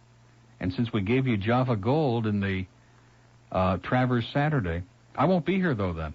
No, that's... So you're on your own. All you handicappers out there, you're on your own. Now, listen, I want you to get out to Calder today, have a great day. There's no racing. But just get out there and relax, get some sunshine. You can't lose a dime at Calder today. You can't get in the gate either, but just kind of hang around by the front gate and just we can all have a Holiday Inn. We can have a box lunch out there at the Holiday Inn. All the Calder crowd waiting for tomorrow for post time. Sounds great to me. And I think Mike Gonzalez has got 8 mounts tomorrow. Maybe Mike will call in today. Boy, he is. I'm so proud of Mike Gonzalez. Boy, he is just great. Now, he didn't have a great day Sunday, but listen, had a lot of seconds. And then, of course, the one race I bet against him, he won it. Again, he did that to me again. He always does that. I had like a 6-1 or something, whatever the numbers were, perfecta. And here they 6-9, and here come the 2 horses in the. You shouldn't use those numbers, but that's what they were. Into the stretch, in the lead, okay? All alone. And here comes Mike Gonzalez with a 2 from nowhere and just, beats me. Shame on you, Mike. Hallandale, hello. Neil. Yeah. How you doing today? Great. Real glad everything worked out for you as far as your meeting's concerned. Yeah, we're still here, sir. They still can't get us out of the building. I called yesterday, but what I'm trying to figure out is, like, you know, you've been building us up for like 3 days as to all your disappointments as far as the corporate's concerned, you know, and you had your meeting this morning, and don't you think you're cutting your audience a little short as far as what happened to you? You know, and how things are going to work out for you in the future? Well, what does that mean? I mean, what would you like to know? I thought in the beginning... You know, you said all the things that were bothering you as far as corporate's concerned and their demands upon yourself and how you might go to, like, a different station down here. Yeah. So now everything's peaches and cream, and I'm wondering, what did they say to you to make you so happy all of a sudden? Well, we thrashed it all out. I said it was a very... What was the word that I used? A very... It Is it going to be something that's, you know, like going to come back to you in the future? Or? Oh, I don't have a crystal ball, but I mean, for right now, they're supportive and they understand where I'm coming from, and they're going to leave me alone. That's all. You and have that's a contract or anything to, you know... Spirited conversation. Yeah, we had it out. That's a good way to put it. It's still open then. We had it out. No, it's not still open. Look, let me say something to you. I'm not trying to frustrate you. I'm just trying to find out what's going on with you. Listen to me. Do you have your own business? No, I'm the guy that called from the Diplomat Mall yesterday. Okay, so you work for somebody else. Right. Okay. Now, any time in life when you work for somebody else, and I've said this consistently, you are subject to their whims. I mean, if they wake up one day and they decide that we want to play Chinese melodies on this radio station, they own it. So I don't have any crystal ball, but I have no reason to believe that that's going to happen. In my opinion, I think they need you. You don't need them. Well, that's what I told them. Well, that's what I'm trying to find out. That's exactly what I told them. You know, to keep you there. I think they got that message. Okay, well, that's what I'm trying to find out. As a matter of fact, Mr. Gilbertson said to me, we were talking about the Pope, and he said, if I were doing the show, I would, you know, attack this, and I wouldn't attack the Pope personally. I said, you're not doing the show. I said, if you want to go in there and do it, go ahead. I'll sit in here, and you go in there and do it. So it's an evident fact that they do need you. And the fact is that he's not doing the show. Here in Miami. Although I would pay to listen to that. I would love to hear him do the show, but I'm not Hopefully they won't be monitoring you anymore. Well, I think... Probably can't handle it. I think Jack will be monitoring. Okay, well, I wish you the best in the future. Everything's kosher, trust me. Okay, very good. Thank you. Bye-bye. We're monitoring you out here. All the priests have their little transistor radios under their robes, and they're twisting their knobs frantically. Oh, is that what they're doing? Well, that's a good excuse. Oh, I was just adjusting my Sony, my Walkman. That's what they all say at the rectory. Can we say rectory? Well, I'm not so sure. That might be actionable. I'm not so sure. I bet you they got big closets in those rectories. You think so? And if you go in there like in the middle of the night, open up the doors, boy, all these people fall out. Probably even a few altar boys in there, too. Just in case of emergencies. There's another fallen Catholic there. Major's a fallen Catholic, and Mr. Wolf over there is a fallen... And after we put you in the bathtub upside down for an hour, you can be baptized and be a Catholic, too. I love that baptizing stuff, boy. That's my favorite. Yeah, me too. And some of these wild nuts, you know, they take you out to, like, the ocean or out to... They do. He's laughing. It's true. They take you, like, to the nearest body of water, you know, like to a cesspool, whatever it is, and immediately they dunk you in there, and now all of a sudden you're kosher, you know. Here comes a message. They miss the dirty... Oh, this ought to be good. The dirty songs. Oh, that's good. What dirty songs? We don't play dirty songs. Oh, that's great. I just got through with a whole, like, 45 minutes this morning. We don't do dirty stuff. And now we got people calling in. They missed the dirty songs. That one record, you see, will rue the day that I ever played that on the air. Because now they can't live without it. Where are those dirty songs? Okay, we'll try to find you some during the news, okay? Mike's got the headline. CBS has the very clean, straightforward news at noon. And we'll come back and find you some smut at 12:06. Look at this. From this to this. This is great. These are... Did you hear me read that one on the air? Yeah, I heard that. Rotisserie Chinese cat. My favorite, though, is the kit and canary quiche. I bet you could substitute a vulture for the canary, no problem. I'm going to tell you an incredible story. Please. That just happened to me. Only moments ago. Yes, absolutely. About within the last 30 minutes. Great. When you were reading that cat thing, I was parked outside. I had to go into Publix to get my prescription filled. Into Publix to get your prescription filled? Right. And when I came out... Wait a minute. Since when does Publix fill prescriptions? The big one over there by Cemetery Village. They do? Yeah. Boy, I bet they do a land office business, huh? Oh, sure. Wow. Anyway, I was coming out of Publix, and I saw this really good-looking brunette, and so I got in the car, and she was going around the shopping center. And so I kind of, I was in my car, and I thought, well, I'll just drive around here and see. Maybe she works in one of those places. I'll check her out later. So I drove around the shopping center. Wait a minute. Let's slow down. You were following her around the shopping center? She was walking. And you were following her around? I was in my car, and I was ready to come to work, okay? Yeah. But instead of going out the parking lot the way I would normally go, I just kind of went around the corner of the shopping area to see what store she went in. Guess what store she went in, and guess who she probably is. There is a veterinary clinic there called the Cat House. And she unlocked the door. Yeah. She unlocked the door and went in. Isn't that incredible? And all the time you're doing this recipe. Yeah, that's now. Isn't that something? Isn't that something psychic there? Yeah. The Cat House. You should have gone inside and said, "What's cooking?" Well, I'm going to book her on the show. I'm going to book her on at 2:00, and we're going to talk. What? We're going to talk about cats. To retaliate against you. How wonderful cats are, because I love cats. She obviously loves cats. Desperate man. No. Desperate. No. Doesn't have anything to do with the fact that she smiled at me and she's a lovely brunette. Has nothing to do with that. Of course. Well, what are those donut holes? I fibbed before. Yeah. Boy, this man is just loaded up with that Entenmann's. You were a witness, by the way. You saw I wasn't lying. I ate one of those meatball mung Parmesan sandwiches. Yeah. Boy, within about a half hour, I'm going to be so sick. Well, this will kill the taste. And if I had a couple of those, boy, they'll really put me into, like, diabetic coma. See, the throat doctor sprayed something in my throat. So you're okay? You don't have throat cancer?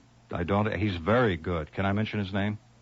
Well, we'll have to write it on the log as soon as Rich gets off with his girlfriend up there. Dr. Duncan. As in Dunkin' Donuts. David Duncan. As in Dunkin' Donuts. In Sunrise on Oakland Park Boulevard. Boy, is he good. Did you write that on the log? He is good. Dr. Duncan? And he put me on K-Flex, and any doctor that puts me on K-Flex, I love. Yeah, because you're hooked on that stuff. Great. Very expensive, $28. You and Elvis, boy. Prescription drugs. Prescription drugs. Shame on you. Double cheese. Duracef. What are those? Can I take a couple of those? Are they good? Okay, let's go to... I'll tell you what. I'll take one or two of those, and then I'll drink one of these. From our Bahamas survival kit. Miami, hello. Yeah, Neil. How you doing? I'm fine. How are you doing? Great. Good. First of all, that song, the remake, really doesn't do the Angels justice at all, you know? I disagree with you. I think it's a lot better than the Angels. Really? Yeah. Oh, no, not at all. Anyway, well, I'm going back to school tomorrow, so I wanted to check in, but I still will be listening to you. Where is that? I'm going to have my Walkman, between classes. Oh, I see. In other words, you go to school here. Right. I have one more year of Miami-Dade left. Isn't Auburn in Alabama, or is it in Mississippi? I believe it's Alabama. See, we're not sure now. I don't know. No. I really don't know. Who the hell would want to go there anyway, right? God knows. Well, after Miami-Dade, I'm totally getting out of Florida, but I'm not going to Alabama. No way. Okay, with a banjo on your knee. Well, listen, best of luck, and we'll see you. Okay. Okay. Deerfield, hello. Yeah, Neil? Yeah. I know last week you took a poll, that you about whether to keep the Tweety bird. Yeah. I know he lost in the poll. And I can't understand, He still comes in every morning. And, it's a funny thing, Neil. When I hear him, I get so nervous, so upset. Good. I broke my radio. I'll tell you the bill. Sir, I love him. You love him? No? Yeah, I love him. I think he's a schmuck. I think he's fantastic, even if I am sitting in his chair. You think he's a what? You know what a schmuck is. A schmendrick. A schmendrick. It's a funny thing, Neil. I love to listen to you because there's nobody, I come from New York. I used to listen to Bob Grant. Oh, boy, yeah. At least I love the guy. Why? Because he had a lot of humor, just like you. Yeah. Humor. That's what I like about it. Yeah, black people think Bob Grant's got a lot of humor. No question about that. I don't care what they think. You know, Yeah. I like Bob Grant. And when I came to Florida, I said to my wife, "Who am I going to listen to over here?" Finally, I found you. The rest of them, they're all garbage. Playing those songs that he plays. God, give us a break. You know, my wife stopped listening to you. She can't stand him either, you know. What is the stupidity of his laughter continuously? I don't mind if a person laughs, but it's like a 2-year-old boy giggling, gut in hell. I love him, sir. What is that I can do about it? That was Stan, not me. That was Stan that said that. Oh, you said it. Yeah. Well, Are you following all of this? I love the birds, sir. You love the birds. Yep. Well, you know, I can't stand it when I hear The bird can come on my show anytime. Okay, we'll put him on Stan's show. How's that? Put him on any show. Okay. Neil, take him off your show. I'll tell you what, Neil, I'll make a deal with you. Okay. Have him on once every 500 years. Okay. Okay? So long, Neil. Bye-bye. Adios. Bye-bye. You get the stupidest things in the mail. Oh, you got one of those too? Yeah, did you get one? Yeah. I don't know why. What's wrong with it? Why do you have to attack everything? These people have good intentions, and just because it's a dumb thermometer, is it the one about smoking? Yeah. Same one? Yeah. Give it to Gary. He'd like to have at least about a dozen of these all over his office. Those militant non-smokers, man. The anti-smokers. Miami, hello. Neil. Yeah. Congratulations. Glad everything worked out. But would you tell me what I'm going to do with 3 cases of depend-on undergarments? Well, listen, keep him on a standby alert.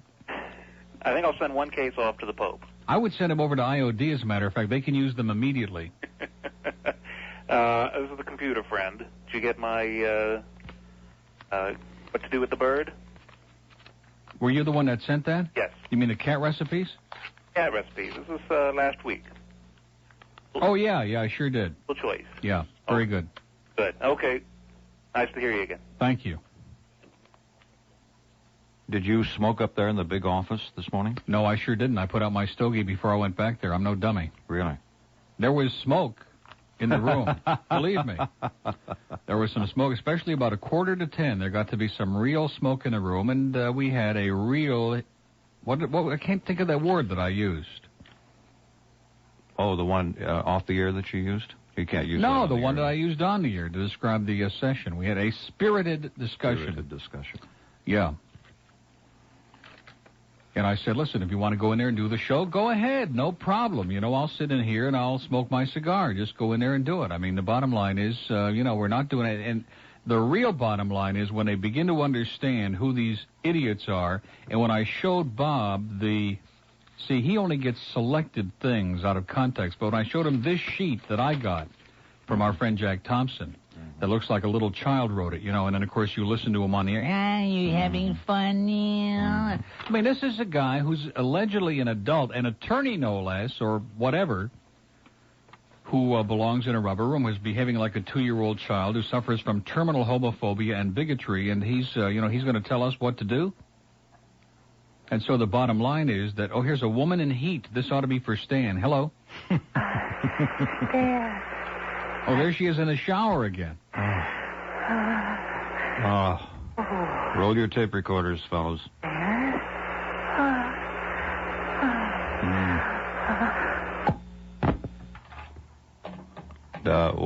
Did Mr. Goverson just disconnect that?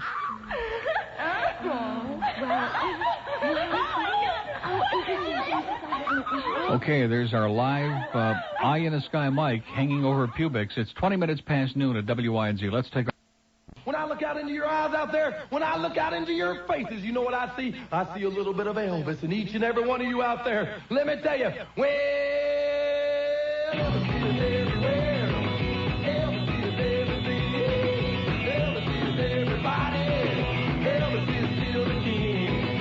Man, oh man, what I want you to see is that the CCTV like USA.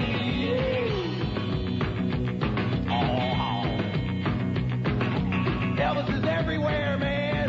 He's in everything. He's in everybody. Elvis is in your jeans. He's in your cheeseburgers. Elvis is in Nutty Buddies. Elvis is in your mom. He's in everybody. He's in the young, the old, the fat, the skinny. skinny, the white, the black, the brown, and the blue. People got Elvis in them, too. Elvis is in everybody out there. Everybody's got Elvis in them. Everybody except one person, that is. Yeah, one person. The evil opposite of Elvis, the anti-Elvis. Anti-Elvis got no Elvis in him, let me tell you. Michael J. Fox has no Elvis in him. Yeah, and Elvis is in Joan Rivers, but he's trying to get out, man. He's trying to get out. Listen up, Joni, baby. Elvis is everywhere. Elvis is everything. Elvis is everybody. Elvis is still the king. Man, oh man, what I want you to see is that the big inside of you and me. Ow.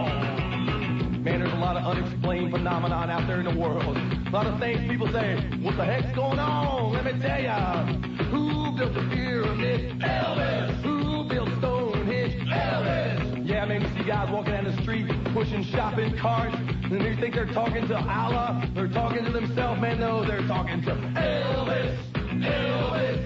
Elvis. You know what's going on down the Bermuda Triangle? Down the Bermuda Triangle. Elvis needs votes. Elvis needs votes. Elvis, Elvis, Elvis, Elvis, Elvis, Elvis, Elvis needs votes. Ah, the sailing Elvis. Captain Elvis. Commodore Elvis it is. Yeah, man. You know, people from outer space, they come up to me. They don't look like Dr. Spock. They don't look like Klingons, all that Star Trek jive. They look like Elvis. Elvis. Everybody in outer space looks like Elvis, because Elvis is a perfect being. We're all moving in perfect peace and harmony towards Elvisness. Soon all will become Elvis.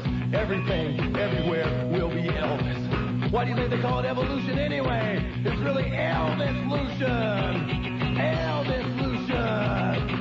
Elvis is everywhere. Elvis is everything. Elvis is everybody. Elvis is still the king. Man, oh man, what I want you to think when the big inside of you and me. That's right, ladies and gentlemen. The time has come. Time has come to talk that little bit of Elvis inside of you. Talk to it. Call it up. Say, Elvis, heal me. Save me, Elvis. Make me be born again in the perfect Elvis light. That's right. You got that Elvis inside of you, and he's talking to you. He says he wants you to sing. Everybody got to sing like the king. Like the king. Get that leg going now. Get your lips too. Not no fool Billy Idol lip either. Everybody. Yeah, we're rocking now. Elvis is with us. He's with us and he's speaking to us. He says, people. He says, people. Everybody. Everybody gotta sing. Elvis is everywhere. Elvis is everything. Elvis is everybody. Elvis is still the king. Man, oh man, what I want you to see is that the big inside of you and me. Elvis is everywhere. Elvis is everything. Elvis is everybody. Elvis is still the king. Man, oh man, what I want you to see is that the big inside of you and me. Elvis. Well, thank you, man. 28 past noon at WINZ. And Stan made a bad mistake by leaving the donut holes in here because I'm going to wind up eating all of them. I'm sorry about that, but when he gets back, they're all going to be gone. Fort Lauderdale, hello. Hello, Neil. Yeah. Yes, this is Raymar Beauty College calling. We printed up 2,000 envelopes and letterhead about a month ago for your So Far campaign. Yeah. And we're so embarrassed we didn't get it out to you, and we just want to know if you still need it. If so, we'll go ahead and send it to you. Yeah. Okay, great. That's all I wanted. You mean they've been sitting there? Yeah, I've called your station a few times, and I guess they want me to speak directly to you about it because they don't say send it in. They don't know what to do with it. So we'll just go ahead and send it. Oh, yeah, we can use that for a whole variety of things. We appreciate it. Great. Thanks a lot. Thank you. Okay. I wonder who told him that. It couldn't have been the bird. You know who, could it? Could be. Okay, we got a couple of open lines now, and you know how that feels. In Dade County, 624-9400. And there's an open line in Broward, 524-9400. I mean, the audience today, you would think, would be excited and would be enthusiastic. And what did we hear? You know, well, we want to hear that dirty stuff again, you know? Boy, it's really desperate. Miami Beach, hello. Neil. Yes. We're going to keep you here, Neil. Oh, I'm so excited, Neil. Don't overdo it. Listen, can I get semi-serious for a minute? Please. In regard to diet, you can make a joke about this after I finish the call, but sometimes if you have an urge for Italian food, yeah, if you go in a store and buy a big can of tomato juice, bring it home, stick it in a pot, throw all kinds of spices in there, yeah, you got instant tomato soup, and I'm pretty sure after you eat it, nice hot soup, you will have no desire for any Italian food. It's just a tip. No, I'll just go out to La Cantina. Right, you can do that, and if you want to save the calories and the heartburn, just try my recipe. Okay. How about V8? Well, I don't go for the sugar in V8. There's sugar in there. They put it under natural flavors, you know. Yeah. How about these donut holes I'm eating? Enjoy it. How about beef amato? They're loaded with sugar. Or you can go on the Stan Major diet. Junk food. Vanilla cookie diet. Heavy smoking, heavy drinking, and no exercise. And a lot of Entenmann's. No, I exercise, sir, and I don't drink. You do exercise, yeah, okay. I jog. Do you really? Yep. Great, Stan. I'll see you out there sometime. He jogs at Winn-Dixie. Yeah. Up and down the aisles. All right. I'm going to be jogging in front of the cat house. And do you jog, really? Yeah. He does, yeah, he really does. It's you wouldn't want to see it. I mean, it's enough to make you get sick, but it's great. I even jogged in Phoenix. Can you picture that? No, that's okay because 115 degrees. Humidity. Yeah, he and Tom Leykis used to go out and jog together. Yeah. Sir, did you watch the game last night? No, I tried to bet someone on the game. Why would anybody bring up that game? Jaworski was great, man. Why would anybody bring up that game? Because Jaworski is going to... They play Philadelphia this Saturday, and Jaworski is going to start for the Dolphins, which is going to be an incredible story. You know what Jaworski ought to go back to is filling teeth and forget about football. He did a good job. Forget about it. You didn't see the game. You don't know I saw the land. I saw when he was great. in there. Oh, he's my favorite, yeah. Well, Marino's going to get scared, right? Him and George Wilson. No, Jr. he's not a threat to Marino, but Strock's finished. Well, Strock's about 100 years old. What do you want from the guy? I love Ron Jaworski. Good. Well, maybe we can fix you up with him. Anyway, Neil, we're get so Don happy Johnson. you're going to stay here, and this was heavy drama the last couple of days. Okay. Well, I think there's some people out there that's like a letdown. You know, they expected me to either not be here today or to come on and have some melodramatic, breathtaking, something, you know. And it just, I did expect you to come on a little nervous. About what? I don't know. I think it might have been somebody nervous in the building this morning, but it wasn't me. I think Neil's kind of let down, too. Oh, let down because Neil likes a good fight. No, yeah, we had a good fight. He loves Trust a good me. battle. We had a good fight. Okay, listen, have a great life. Nice talking to you. Okay. Troublemaker. Pembroke Pines, hello. Yeah, hello, Neil. You mentioned Bob Brake yesterday. Yeah. He's no longer commissioner on the Coral Gables, but he is a practicing attorney, and he was one of the major leaders in that anti-gay movement back in '77. Oh, well, I remember that. Yeah, he and Anita were just like hand in hand, hand in glove. Exactly, and he also has been in touch with that Dr. Heffernan. Great. Yeah, and I've had dealings with him because he was my attorney in a malpractice lawsuit, but he wanted me to go out and speak about anti-abortion groups, and I wouldn't do it because my belief is if a woman wants to have an abortion, that's up to her. You know, when people are obsessed with something, when it becomes all-encompassing like it is to the Bob Brakes of the world, right? They got a real problem, you know? You know, he wants to be a judge in Dade County, and that is dangerous for a man that's being as prejudiced as him. Yeah. To be a judge. Well, good luck to him. Okay, and glad you're still on, Neil. Thank you. Right, bye-bye. 26 before 1 at WINZ. All of Broward lines just wide open. These people, I'm cautioning you that today this is not like it has been. Interesting. At all. Interesting. No, it's depressing. The audience their performance today is pathetic. I mean, they kept calling till 6:30 last night. Yeah, all not lines today. were tied It's up. a whole new day now. Trust me. Mm-hmm. 524 I mean, why am I giving these numbers out? Don't give the numbers out. Haven't we gotten beyond that? We can I'll talk just give about part of the number out. 524. Okay? That's it. That's all you're getting. I'm going to try that sometime. You know what would light them up? They're all lit up. If you started answering They're the phone. full. If you started answering I'm not the phone. doing that again today. I heard what happened to you yesterday. Like 90% of the calls for the first half hour were cranks. No. Yes. Only 3 out of 4 from Dade. Yeah, right. After that, it was fine. I had did it no the whole problem show. yesterday, right? I Did we did have it the any whole problem? show. No problem. We didn't have one other than Jack Thompson, who called in at just the perfect time for about 20 seconds of self-degradation. Other than that, we had no problem in 4 hours. You come on, and that first hour was like every Looney Tune in the world been let out of the asylum. No, just 3 calls from Dade. Yeah, and just after 3 that, out of we were every fine. 4. Like this caller on a mobile phone. Hello. Well, Neil. Joe on a mobile phone. Neil. Yes.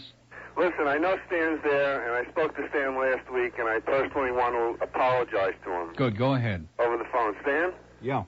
I called you last week from Coral Springs. What did you call him? In reference to the thing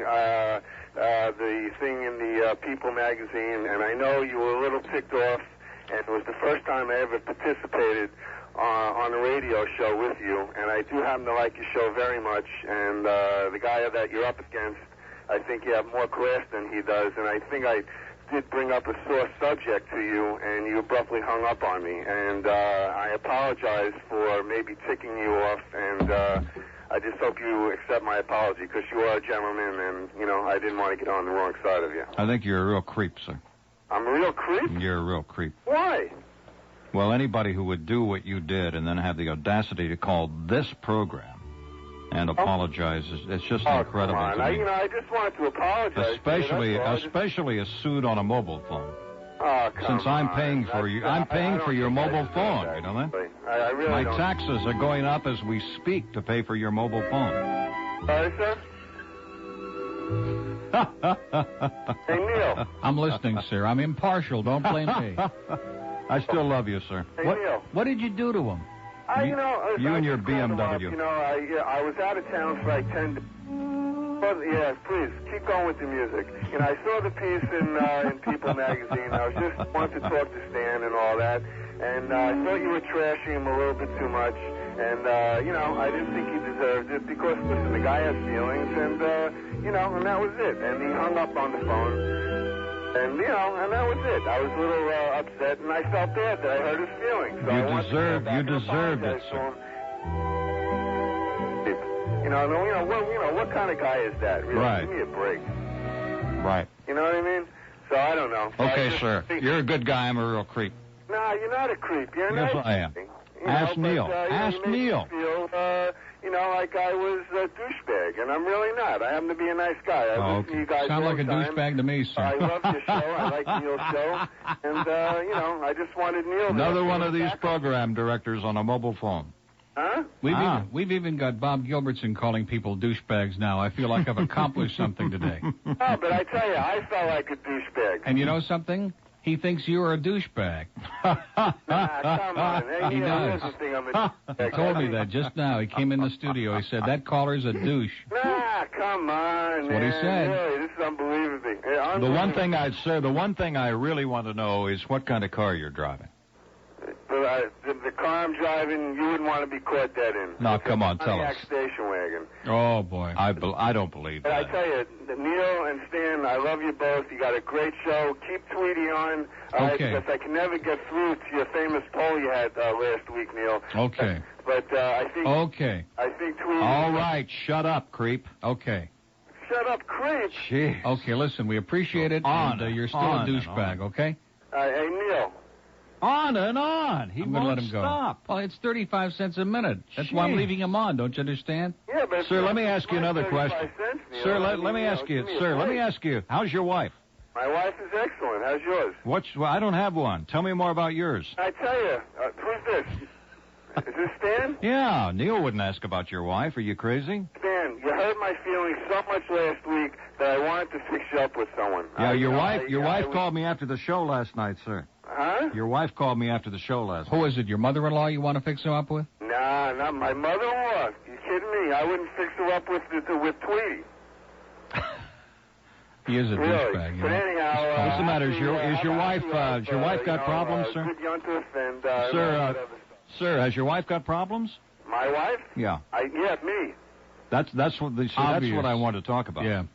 But I mean, who would marry a creep like you that would drive a Pontiac station wagon with a mobile phone? Gee. Come on, you guys aren't cutting me any slack at all. No slack at all, really. I tell you, Sir, where are you right now? I'm on 36th Street. Okay, give us a traffic report.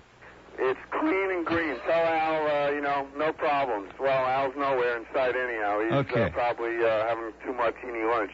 But how many kids do you have, sir? How many kids do you have? I'm sorry? How many kids do you have? Torture. Yeah, it is torture. I have 2 little girls.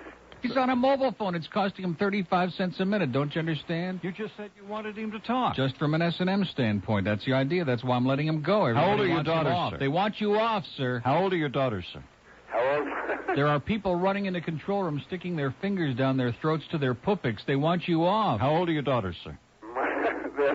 They're 8 and 5. Oh, do they do toilets? Perfect for sometimes. Stan. It all depends. Okay. It all depends. Neil, I love you. You got a great show. You're not my type, sir. How's your mother-in-law, sir? My mother-in-law ain't too bad. If I can get rid of my father-in-law, maybe I'd fix you up with her. But, I can't do it.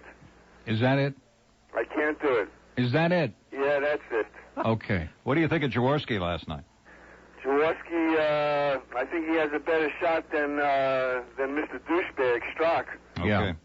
He definitely does, but I don't know. He's going to be in got that new big Michael problems. Jackson movie, Driller. I think they need Tweety on the front line. Okay, good luck to you, sir. Okay. Have a so great on. life. Say goodbye. Goodbye.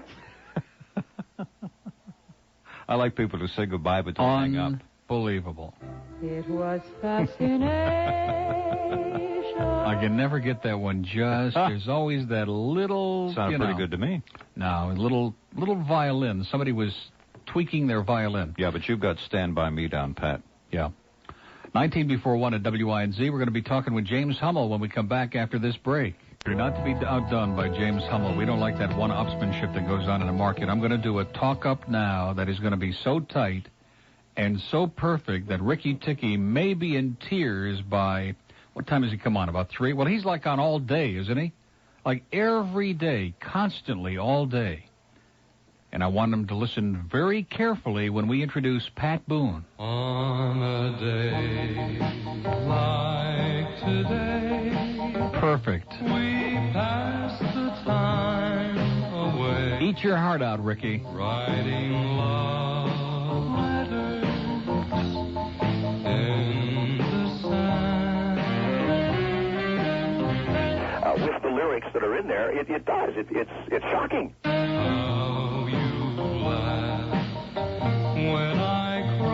Okay, enough. Like 30 seconds of Pat Boone is all I can handle. Which goes to show you how your taste changes as you get older. Now, when I was young, I could have handled a lot of Pat Boone. I used to like But, of course, now we got those pictures, and you realize there was not a lot to handle. But right. As a matter of fact, does that look familiar to you? Yeah. It's the walking Boone in the box. What? Look at that. I can't believe it. And it doesn't walk very far either. I'd recognize Pat anywhere, North Miami Beach, hello. Hello, Neil. Hi. How are you? Great. I want to give a message to all those bums out there that talk about Tweety. Yours. Okay. To Noah Mr. 11, right? You bet. Also, I have a complaint. In fact, we're 11 him a lot now because he's First, out I of have the to studio. have a special hello to Glenn and also to Mike in the newsroom. This is Charlotte from yesterday. And my complaint is yesterday I sat there earlier. You guys were talking about all this delicious food, Parmesan and everything. I sat there and all you offered me was cheesecake. What are you talking about? Parmesan everything. We had Parmesan cheesecake. No, I said earlier, around an hour ago, you were talking about the Parmesan. It wasn't from delicious Italian food. restaurant. It wasn't from an Italian restaurant, dear. Get your head put on straight, will you please? It was from the WINZ cafeteria. Oh, is that where it was? It was mung Parmesan. Mung Parmesan. Well, it's Parmesan. It's kind of like mouse meat Parmesan. Well, whatever it was, it sounded good. Well, trust me. Trust you? No way, Jose. Okay. And next time, am I going to get to meet you? Hey, listen, you could have met me yesterday, but we're just having a little nervous breakdown here. We had a little crisis, and everything's just fine now. Depressed for no reason, And right? if you happen to hear Bob Gilbertson doing the show tomorrow, you'll understand that we had a change of heart. I told him, if you want to go in there and do the show, go ahead. Do it your way. He's not here. Are you there, Charlotte? Yes, I'm here. Are you having trouble following all of this? Yes, I'm following. Okay. Well, listen, we'll see you. When are you coming back? Well, as soon as I can. Maybe next Monday I'll pop in. Good, because I'll be on vacation then. You're going to be gone? Yeah. Okay, how about the following Monday? I hear that Bobby's coming back tomorrow to do a little work for us. What? Oh, Bobby. I don't know who the hell Bobby is. Going to be stuffing a couple of envelopes. No. I'd rather stuff him with Glenn or Well, we don't want to get into that. We don't do that kind of material on this show, Charlotte. And also, his personality fits his voice. It Exactly. still turns me on. Exactly, kind of like a simpleton. Right. Yeah. He's a really nice guy. A nice simpleton. There's jerks out there that don't like him. They don't know what the hell. Just wait till you see him. She did. She was in here yesterday. I was with him. She was with him. What's wrong with you? In the biblical sense. You have incredible taste. That's right. Okay, Charlotte. Well, listen, we'll see you next Monday. I don't know where it is. Not next Monday, when you're there. So I'll come a Monday after that. Okay, I'll still be gone. You'll okay. still be on vacation? Yeah, be sure and come on that Monday. That's Labor Day. No, I have to work. We're having a big sale here. Okay, where do you work? Lansing's. Oh, this is the Charlotte I know. from You guys Lansing's. gotta come and see me Lansing sometime. I'll lady. give you a good deal. From Lansing's in the Broward Mall? No way. In the Hollywood Fashion Center. Third, no, 163rd. 163rd Street Shopping Center. I know some of the people who work in security over there. No. I'm not with security. Have nothing. And next time maybe I'll get to meet you too, Stan. Okay, Charlotte. Stan is having have a cardiac arrest. Don't take. Okay, have a wonderful day. It just I didn't mention any names. Don't make a major fuss out of it, will you, please? Got a caller on a mobile phone. Hello. Neil, Yeah. I want to try to convince you of something. Is this Joe on a mobile phone? No. It's my Because name. Sandy will be back on next Monday, and she loves those callers on a mobile phone. Yeah, well, Tony on a mobile phone. this is. I don't usually do this, With but I sugar. have been thinking about this for a long time. I'm very serious. Okay. I would like to convince you of giving this some real thought about starting a sports show. Yeah. I think that you would probably, in about. Yeah, me and Joe Zagacki, we can be on together. No, I'm serious. I think in It would be 36 so exciting, son. highest rated sports show in the Southeast. I don't want to do a sports show. Okay? I mean, just like for an hour.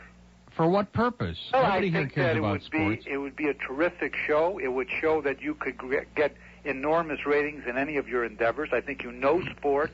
I think you have a feeling for sports like very few people do, and I think you can communicate it on an intelligent level. I was listening to a guy in WIOD, and he says, Jaworski will never throw a ball for the Dolphins.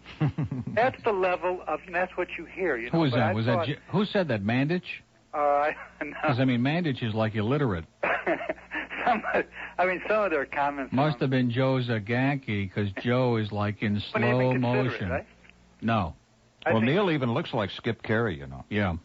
Skip and he could be twins. I think it's a good idea. I'll go do the Braves games, and he can come here and do a sports show. How's that? Tell me, what did you think about the Dolphins? What do you mean, what do I think about him? I think, can only get better. It can't get any worse.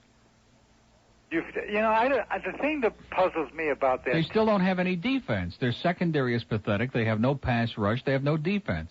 I mean, everybody said in the Bears game they had no defense, but, when Mike Ditka was playing quarterback for the Bears, what do you expect? I mean, like McMahon didn't play, and, of course, Flutie's about 3 feet tall. What do you want? See, that's exactly They still what don't I'm have a talking about. defense. That can kill an audience. I think that's fantastic. I think that's great. I think you it's should... killing his audience right now. Exactly. They're Oh, going well, I into a don't believe coma. that. I bet you. They're all asked doing their your Joe phone- Zagacki impersonation. Oh, boy, Sonny. Oh, wait a second. Take a poll. How many people would... No, I'm not going to take a poll. Call Lee Fowler. He'll take a poll for I'll take you. a poll of 2, sir. All right, Okay. I gave you the just idea. gave Stan his cheap show. Thank you. Okay, and as Al would say, Stan's desperate. By the way, speaking of Al, it's 10 to 7 yesterday. I pulled into a restaurant for dinner, and I was listening to Alice, and I couldn't buy a call at 10 to 7. Went into a commercial break, came back, and had some old bag on, and I mean about 100 years old, who didn't even know who she was talking to, just here from New York, who loves cats, and just, talk about desperate. Unbelievable. I like Al. I know you do. And if I had that competition, I'd like it too. Because like Al Bill and I are McQuigg. going to go out to dinner when you're I on love vacation. Bill McQuigg. Good. I hope you and Alice have a wonderful time. But watch him. Elvis Jr. is calling my show. Hey. My daddy is everywhere. Oh, my daddy is everywhere. Hello, Al. Elvis. I can't believe it. Everybody is saying Elvis. Elvis. Everywhere. He's How in you the doing, phone Elvis? booth. He's at Hey, the Neil. Yeah. Hey, Stan, you can hear the cars behind me today, can't you? So, you know, I'm back on the street, because I want to feel at home, you know what I'm saying? But, Neil, I just want to let you know that I'm standing right behind you, baby, in this fight you had, and I guess that's better than standing right in front of you, right? Exactly, especially on that escalator, Elvis. Look out. I just like to call up and say hi and let you know that I'm giving you all the support I can, and I miss you guys, you know what I'm saying? Well, we're not. What do you mean you miss us? Well, I don't get to call you that much anymore because my he's on the schedule's been really street. busy lately, and my agent's been keeping me busy, and I'd like to call you more often and stuff, but it's been tough lately. Are you telling me the bad news, Elvis, that you're not going to be calling me regularly? Well, I tell you, Stan, every time that beautiful, sexy voice gets on, right then I'm looking for my phone booth. You know what I'm saying? When Arlene gets on there, I just. Oh, I thought you meant Stan. That too. We always wondered about you. You know Elvis. about those rumors about your daddy, Elvis? Well, hey. Do you know? May he rest in peace. May he rest in peace. In one piece, you bet. Listen, guys, I'm in a hurry right now, so I have to hang up. But you can hear the cars behind me right now. Right. Okay, I hear those Pizza Man pizza delivery trucks pulling out right now. Well, the thing is, I'm late for lunch right now, baby. Okay, baby. Take care now. See you later. There he goes. Elvis is everywhere, just like the song says. We have an open line in Broward, and it hurt very badly the way the audience has been lukewarm today. They've been really mediocre. Well, it's all over. 524. You're doing your show as anticlimactic. And that's all we're giving them. I know. The audience likes a crisis. They like to hear everybody in heat. But once everything calms down, well, let's start another crisis. Contrived crisis. Exactly. Okay, that's the new format. Who shall we pick on today? Crisis. Let's pick on the Polish people because the Pope is coming. It's 6 before 1. Don't we have another break this hour? I kind of thought we did. See, even you couldn't squeeze them all in this hour. And at that point, we're back. Okay, 4 minutes before 1 at WINZ, and these donut holes, boy, are contagious. They're like, you can't eat only 10, you know what I mean? That's right, like potato chip. Try to eat one potato chip. Yeah, they're like Pringles. Entenmann's makes good stuff. Okay, I'm going to have to probably go to Winn-Dixie tonight and check it all out. We haven't heard, by the way, from anybody from Winn-Dixie, so we know you're out there, okay? We know you're all out there. Hi, Sean. Sean is out there, and Sean's Jennifer. A talker, man. And Chris is out there, but they're just pretending that, that they don't know anything about it. Miami, hello. Hello, Neil? Hi, is this Sean? No. Okay. No, this isn't Sean. I'm a new caller, and my father, who introduced me into this show, told me that you played a joke song called La Bamba. La Bamba. Yeah, after La Bamba, and I was wondering, I thought that was one of the songs that you weren't allowed to play anymore. Is that true? No. We're going to play it right after the news. Really? Of course. Because I was going to record it. Right after the news, 106.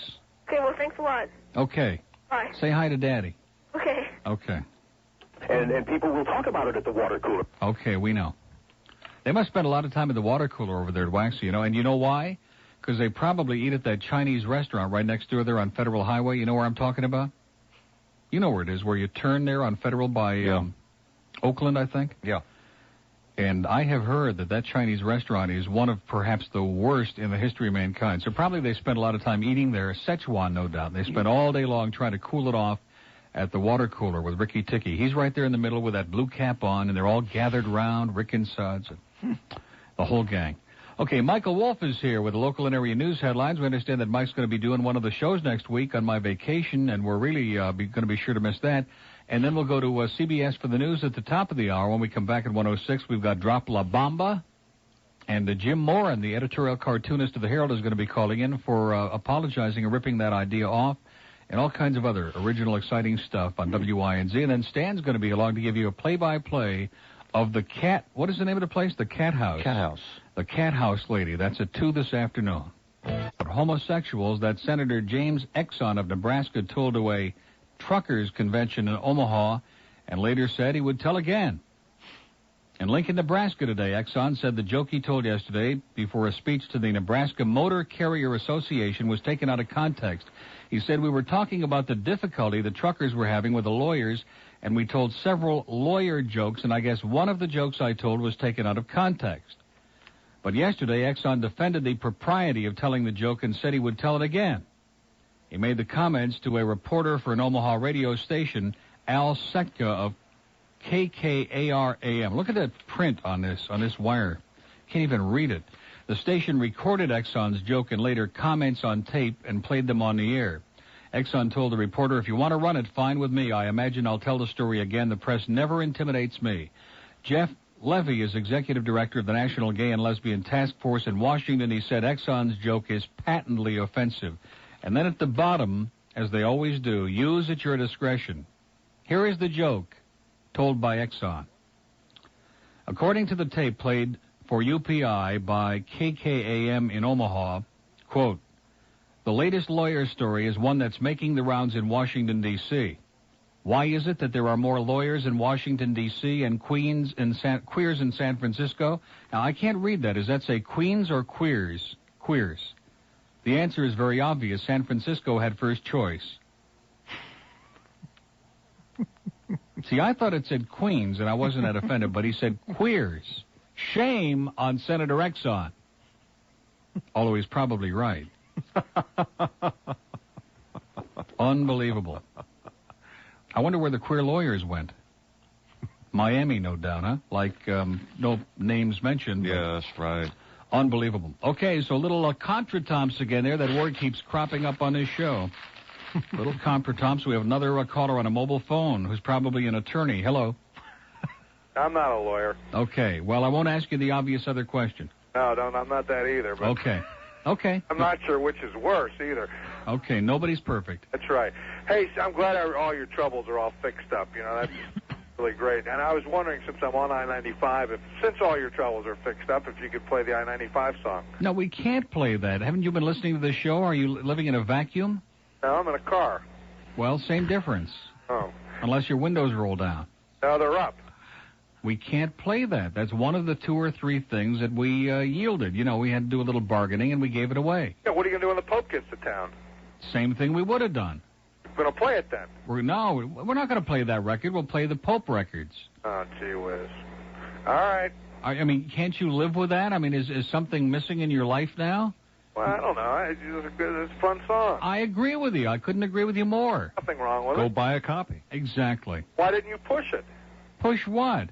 Why don't you push it? Why didn't you come here this morning and push it? Mobile phone program director. Unbelievable. Why didn't I push it? See, this is really what the problem with the audience is today. You people are all disgruntled, aren't you? Well, I'm in a car.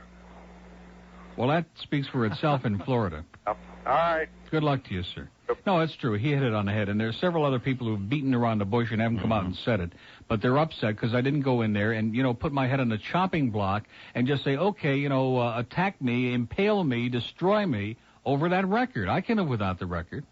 I mean, wasn't there a show before I played that record? I thought so, but evidently not. The record got old anyway. Exactly. How many times can you play the damn thing? How can we hear the asshole song? I mean, we played it for you 5 million times. We must have sent out 1,000 cassettes with copies of that record. I must have played it I don't know how many times when I announced it in advance. We're going to play the whole thing for you. Get your cassette machine ready. We gave away 100 copies, didn't we? Why didn't you, go to the mat on it? How come you didn't go to the mat on that? I'm going to go back in there now, and I'm going to tell them, listen, either we're going to play that record or you're going to do the rest of the show, Bob. It's as simple as that. How do you like that? And you know what it'll say? I'll go do the rest of the show. Contrived controversy. Yeah. Unbelievable. But that's how the audience is, man. You can never do enough. Like you win the battle, but they want every little You might skirmish. lose the battle, but you win the war. Well, they don't want that. They want you to win every battle and they want everything. They want 100%. And life doesn't work that way. I mean, we don't own the radio station, okay? Yet. Miramar, hello. Hello. Yeah. How you doing? Well, I'm not sure. I thought we were doing okay, but I guess it's a mixed review. Well, listen, I didn't hang up during the news. It's a mixed bag. Everybody did. I didn't hang up. Well, you were the only one. Well, listen, you'll have to excuse me. I just woke up. I wanted to hear earlier today. What happened with the big meeting and all that? What's the story? Well, I'll tell you what we'll do. We'll get the logger tape. We'll wind it back to 10 o'clock, and we'll just play the first 10, 20 minutes for you. Hey, that sounds exciting. Everything went fine. We had a spirited meeting. You know, we had a very heated exchange, and they love me, and they support me, and everything's wonderful. And there are one or two things that we agreed we're not going to play, and life will go on. That's all. Sounds good. And those people in the audience who are not mature enough to be able to cope without hearing the same, record 8,000 times, they're going to have a problem. Well, just get new ones and let We'll them... have to send them copies of the record, that's all. Yeah, just get new ones all the time and then let them keep banning them and then keep putting new ones on, you know? We got one tomorrow that when they hear is going to make them forget that record in a hurry. Trust me. Yeah. Well, listen, are you going to stay on with Stan all day? He needs the help. 2 o'clock, I'll be gone like a shadow, okay? Oh, well, he needs the help, you know? I think he needs, Well, he needs some help, but I can't. I'm not the one to give it to him. No, well, his problem is he's carved out. He said you're number one. He just gave me a little signal. It's too much carbohydrates. It's all that, Exactly, all that Entenmann's, man. It's affecting his brain. I've been telling him. Brother has the same problem, and he gets in these weird moods, and, he just can't handle it. Too much carbohydrates just sort of freaks you out. Yeah. Well, I'll go over to Carvel after we get done here. Yeah. But I'll go up to I see he Bassett's. took my advice. He whipping out the Macy's catalog and the Sears catalog after he had that big show on the... He's got a better one today. He's got New Woman magazine. Oh, God.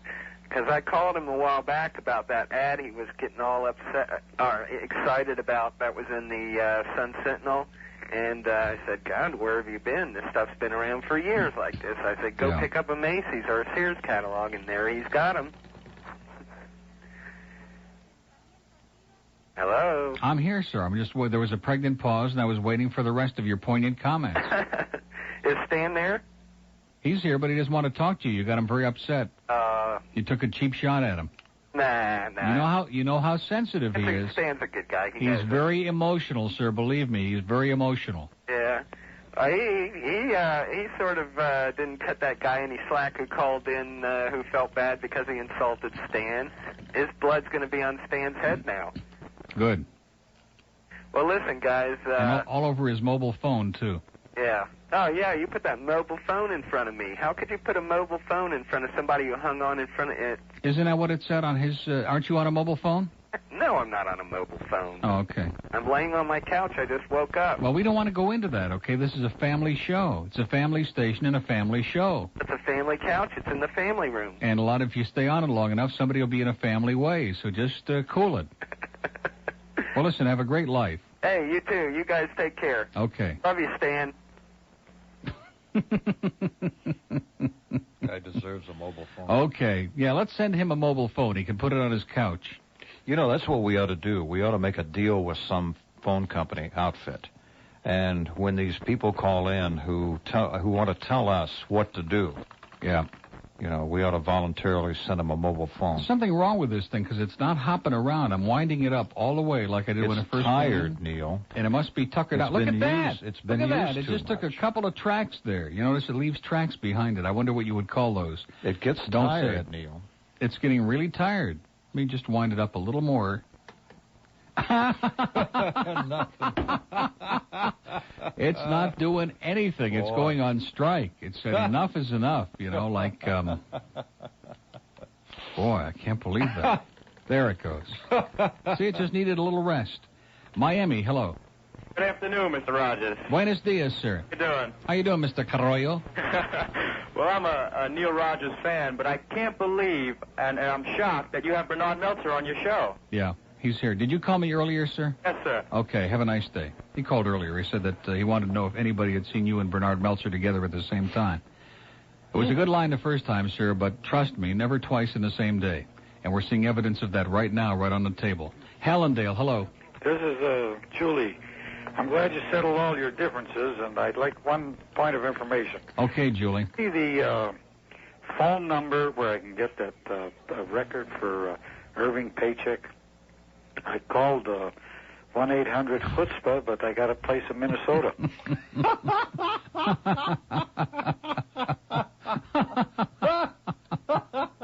Just when you thought Crapco Records couldn't possibly be more tasteless. On a warm April evening, on a train bound for Brooklyn, I met this here accountant.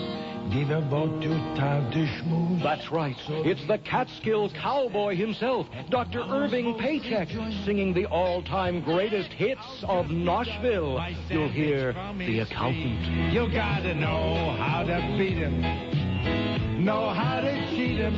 If you wanna live the good life, keep a second set of books. And who could forget this flavorful cut? Looking for locks in all the wrong places.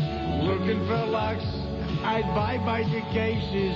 Quality stuff, be sure there's no traces of bones or too much salt. And no collection of old country music would be complete without Dr. Irving Paycheck's dietary classic.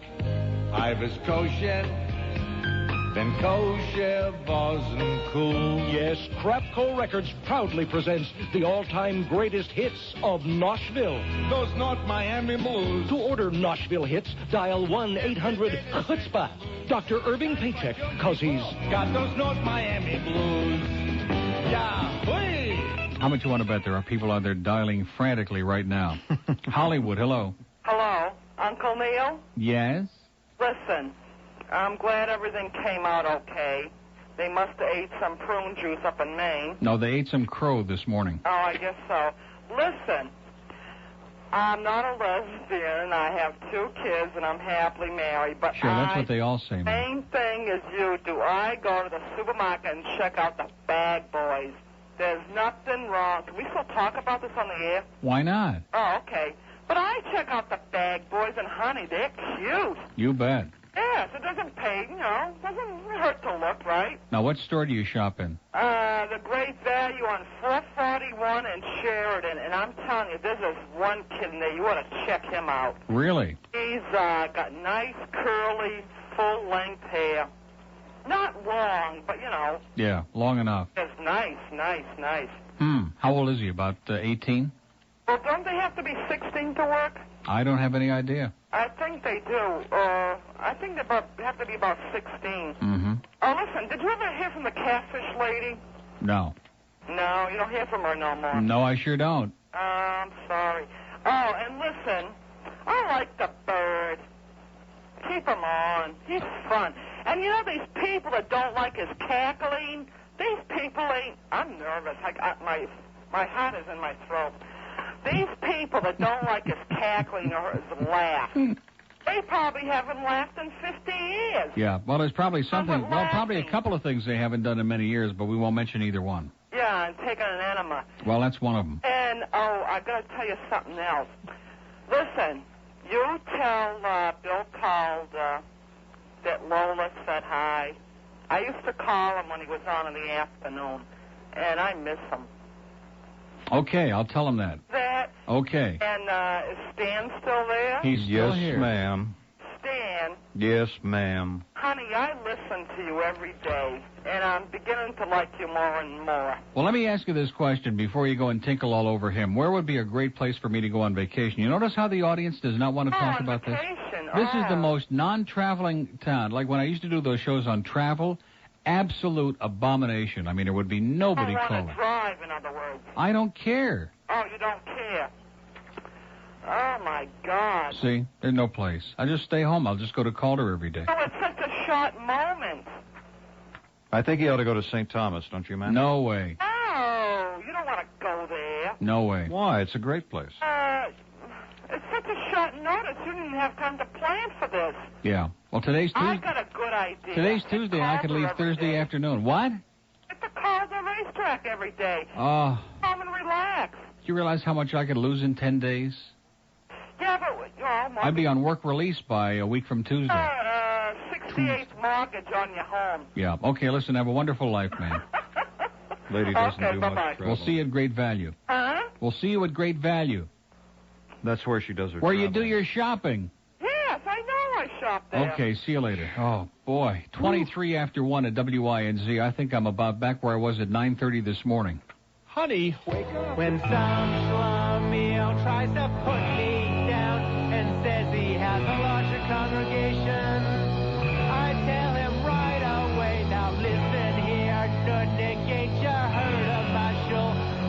#1 in the nation. Solid base, give them solid quick. So be true to your show. Like you would to your mule. Be true to your show. Attend Hebrew school. Be true to your show. I got a new cloth yarmulke embroidered in gold. It sure is bold. I wear it everywhere when I go round to other AZAs. They don't know what to say. So be true to your show. Learn the ancient myths. Be true to your show. Support the B'nai B'rith. Be true to your show.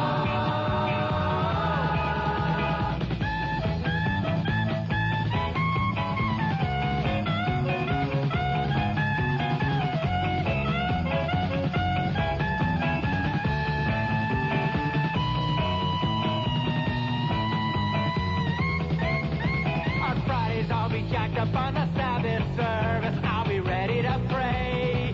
I'll be steady now. My girlfriend's at the altar in the choir now. She'll be singing away. Be true to your show. Let your talent sail. Be true to your show. Poetry to Yisrael. Be true to your show. Yiskadash, be true to your show. Yiskadash, be true to your show. Yiskadash, be true to your show. Yiskadash, be true to your show. Yiskadash, be true to your show. Yiskadash, be true to your show. Yiskadash, be true to your show. Yiskadash, be true to your show. 28 past 1 at WINZ, and we have more people from work release in the control room again. It's incredible. I think you ought to go to Tahoe. You notice the audience is really into this. I don't care about the audience. You ought to go to Lake They Tahoe. don't care about me I got you Why a should I go to 5-star Tahoe? What the hotel. hell am I gonna Harrah's do is there? a 5-star hotel. After I lose a couple of grand the first day, what am I going to do then? Listen, in a 5-star resort hotel, there are just innumerable things that you can do. Such as? Anything. Oh, see? Anything. It's the finest resort in America. And what am I going to do there? Rent yourself a Wayne car. Newton? You can rent yourself a car. Shane. You know, I don't need to go pay to go see Wayne Newton, you know. Here comes What is the this? bird. Wow. Don't you think you ought to go to Tahoe, Glenn? What is it? Now, wait a minute. Oh, that's to you. The audience nobody can't sends see all me of this flowers. stuff.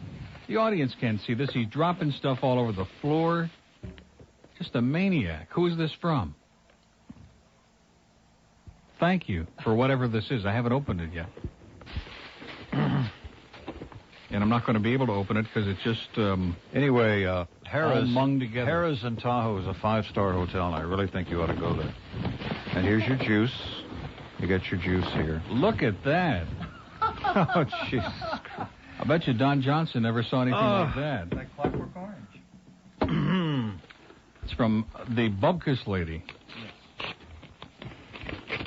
Maybe some of Don's girlfriends have seen something like that, though. Thank you, Donna. That's great. I will treasure this forever. I bet you Donna would enjoy it. Maybe we could give her something in exchange as a token of our appreciation. Okay. Well, listen, they can't all be the same. You know what I'm saying?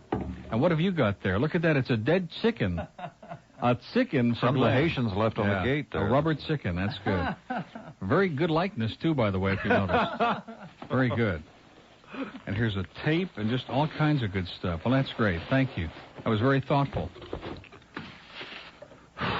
Boy, I'm ready to pass out. You know, those meatball sandwiches in that machine, that's the second time I've made that mistake. And if you went at noon, by 1:30, there must be like drugs or something in that machine. You're ready to pass out. Seriously. I have seen little roaches crawling in and little mice crawling in and out. I'm telling you. They're like 8 million kinds of diseases. I wouldn't buy like the ones transmitted by birds, by pigeons and vultures. The only thing I'd get out of the machine would be something in a can. Coral Gables, hello. Oh, how are you? Okay. Okay, a little queasy. I was just wondering if you've checked out that new kosher Japanese restaurant they have in town. It's called So Sue Me. So Sue Me? No, I heard of the new one in Plantation called Some Dumb Goy.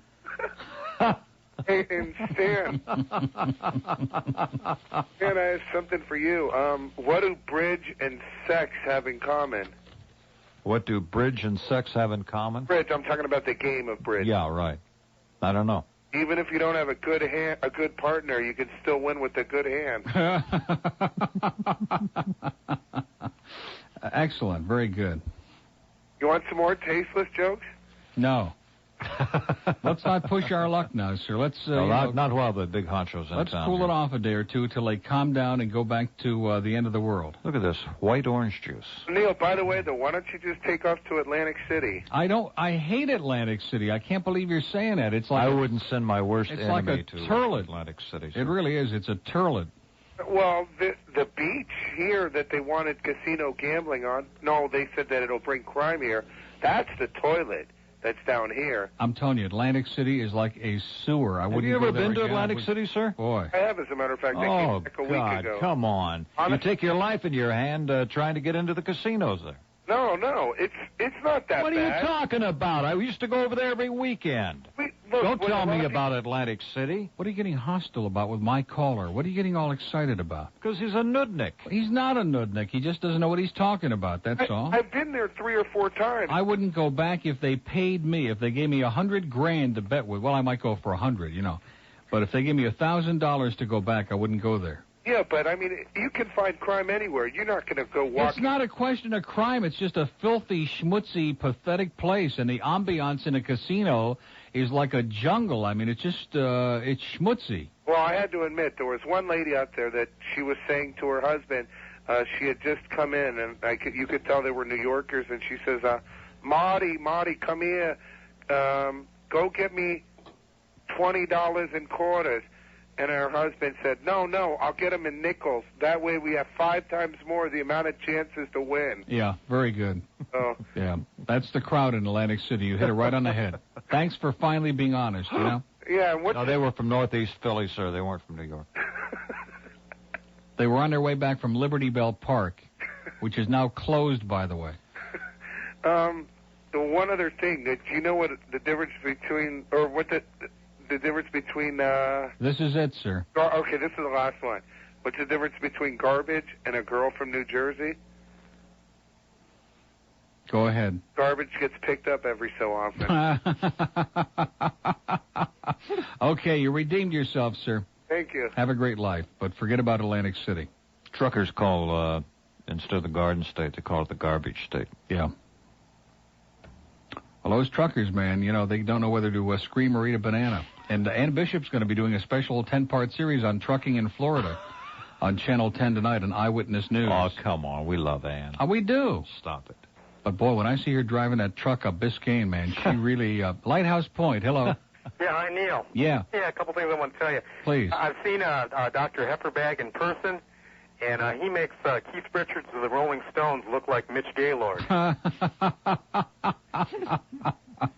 By the way, you know, I still haven't seen American Anthem. I can't believe it. I'm so glad you mentioned that. I haven't seen that movie. Well, I think it's on cable. I don't know if it's still on. You know, besides these Popites, right? I think I strongly believe that you're being harassed by these Pat Robertson backers. You know, this televangelist that's running for the prez. Yeah, I don't think he's being harassed by the being so-called harassed Christian by the Catholic right. Church. It's the Catholic Church. Yeah. Let me have some of that white orange juice. It looks great. I don't know. I think what's his name? He's in with the Robertson people, though. Nah, forget about Robertson. Forget about Pat. Oh, is that pina colada? Is that what that is? Ooh, that smells good. I love pina colada. Great. But excuse me for digressing. You know. Yeah. No, you know, because I don't know. You know, they're organized up there. I thought maybe they may be adding to the harassment that you're receiving. No, I think if it was the Christian right, we'd know about it. Yeah. Don't worry about them. Okay. Well, you're a great source of entertainment, so keep it up. Thank you. All right. Okay. And say hi to Mitch Gaylord next time the Olympics comes around. We have to worry about the fundamentalists when Pat Robertson starts coming down here to campaign and you start jumping on his case. That's when you have to worry about. Boy, this is interesting stuff. Who brought this? The lady. Donna? Yeah. Interesting. You think there's anything alcoholic in this? No. Miami Beach, hello. Hi, Neil. Yeah. This is Tom. Listen, I was born and raised in Hawaii. Really? Yeah, I spent 27 years there. Aloha. Aloha. Listen, you know your Kalua Puka song, you know you're not allowed to sing anymore? A little puka song? The asshole song. Yeah. That's Hawaiian for, just in case. Maybe you could say that and get away with it. Change all the words to Kalua Puka. Some guy called in yesterday with a great idea. We simply ought to beep either the word ass or the word hole. Oh, because really? ass is in the dictionary and hole's in the dictionary. So if we beep that, we'll play the song. That's a good idea. And everybody already knows what the word is. Well, yeah, exactly. Let me ask you, Neil, where do you, I didn't mean to cut you off, Stan, but where are you going? What island are you going to be on? I'm not going to Hawaii. He's going to the island of Las Vegas. I'm headed to there, you know. Tropicana. Go back and take care of some business. I thought maybe you'd be there. I'd try to run into you. No, I'm not going to be there at all. My friend John and his mother are evidently going, but... Really? That's a bummer. I'm not going. I just don't want to sit on a plane for 10 hours. I don't like flying that much, but it's a long, tiring trip, and by the time you get there, you're ready to... you need about a 10-week vacation. Yeah. Well, you know, I have a brother that fishes over there, charter fisher. I was going to try to get you hooked up with him. Really? Yeah, really. He's done it for like 40 years, and he's pretty good at it. You know, you might have a good time over there. The real island is the island of Hawaii. That's one where things are going on. They don't let tourists there. It's so funny because we were talking about this the other day, and it happened. You just let some of those words slip out every now and then, but don't worry about it. Another thing, you're talking about bag boys. He's oblivious. Yes. Right? Now you got my attention, sir. I know some people who work over at a Publix. Really? A friend of mine, she's been known to eat chicken organs at work and to deep throat watermelon hearts. Have you ever heard of that? Watermelon hearts? Crazy as hell, but I heard about some little stories they do over there, so you don't know what the Publix people are up to. Is this a cashier, sir? No, it's a meat department employee. Oh, boy. I want to be castrated. Wow. Oh, boy. Talk about things at your other stores, man. Publix is a pretty wild place. Yeah, no question about it. Well, I'm going to go in there when I leave here. As a matter of fact, I'm going to go to the one in North Miami and see my friend Mike. So have a wonderful day, sir. Okay, be good. Okay. Mike's the one who sent that picture in the other day. Oh. Said, please come into Publix. Well, you should. You should go to Publix one day and Winn-Dixie the next and Sun the next. I'll just keep going to the supermarket every day. I'm not going to buy any groceries, and when they ask me what I'm doing, I'll say I'm just looking. Just looking. And that would be an honest answer. That's right. Fort Lauderdale, hello. Hey, Neil, glad you worked out your problems there. Let me ask you, that thing you're winding up on your desk there? Yeah. Is that the new John B. Thompson doll? Shame on you, sir. I'm sorry. Catch you later. Okay. It's a real Boone in the box. Yeah. It's a Boone out of the box. It does look familiar. I would recognize it anywhere. It's got Pat Boone written all over it. Miami, hello. Well, hello. Hello? Very weak. Very weak, Mr. President. Well, Mr. Rogers, please. Sounds like Pinocchio to me. Well, Nancy and I are listening to your show here at the White House. And what is this about the Bomba? Weak. Very weak. Call me in about a week, sir. I'll be on vacation. Why won't these people give me any advice? You know, they're helpless. When I had my rash, they were great. Because I'm going to do that at 2 o'clock. We had 8 million calls. We had 8 million calls about my rash. I didn't even want calls. But they were very helpful and very concerned. And you have to start out. This has to be the first thing you say at 10:05, you see? Boy. And then it blows the whole show, okay? They are so slow. So at 2:05 when I come on... And I don't want anybody calling in and saying, well, it's such short notice. It's short notice because up until like 10:03 this morning, I didn't know whether I was going on vacation, whether I was going to be working here, whether, you know, I had an income, what the hell my life was all about. And now I got to decide, and I'm not going to pass it up. Our topic is going to be, where would you like to send Neil? Oh, yeah, that's good. Okay. Yeah, well, we all know the answer to that. Okay, while they're preparing for that, while they're getting their real good messages in, the first one will be Fire Island. The second one will be Hell. It's 19 till 2 at WINZ. Well, Fire Island, you know, there's always a possibility. This individual has obviously got a problem. Hello. Hello. Yeah. What are you saying, Neil? Back again, buddy. But I was just driving around, and I heard you say you're looking for some place to go on your vacation. Yeah. Why don't you go to my dad's house? Oh, no. No, I'm not going back to Tennessee, Elvis. Listen, I'll call I was ahead in and I'll Tennessee tell 1 month, and, Elvis. You stay at my daddy's house at Graceland, and I'll treat you like a king, baby. I'll pass. El Paso. Come on, baby. You can stay in his bedroom and stuff, but just, I don't want to be in his bedroom. I don't even want to. I don't want to sit in his reading chair in the restroom. No way. Well, listen, Neil, I got a friend here that says he'd like to sing a song. His name is Ben E. King, Jr. Okay. All right, you're on, buddy. Come on, let's do it. When the night has come and the land is dark and the moon is the only light we'll see. No, I won't be afraid. No, I won't be afraid. Just as long as you don't stand behind me. And Neil, don't stand behind me. Oh, Neil. All right, baby, that's it. That's enough. Excellent. He wasn't too bad, you know. Perfect. Yeah, he's working on it, boy. He's good. He wasn't too bad. I put him on the escalator with Jordan Marsh and see how he flies. Listen, Neil, if you want to go down there, I can call ahead because they know who I am now. No, Elvis, I'm not going back to Tennessee, baby. I appreciate it very much, but I'm not going back to Tennessee. Nashville one time, never again. I was there for a month. It was like 40 years. Yeah, but you never got to stay at Graceland. Oh, I know. Treat you like a king there to make all the peanut butter and banana sandwiches. And I know. You eat all They treat me just like a queen up there. I know, Elvis. Well, listen, I appreciate it. I'll take a rain check. Well, let me know. I'll listen if you want to do it. If nobody can come up with a better idea, I'll call ahead and tell them you're coming. Okay. All right? It's a deal. You later, Bill. Okay. Bye. Stand behind me, Elvis. When the night has come. Miami, hello. Yes, Neil. Yeah. Listen, I'm calling in reference to something. I just was laid on my desk, and I'm very furious about the whole thing. The Pope's visit really didn't affect me too much.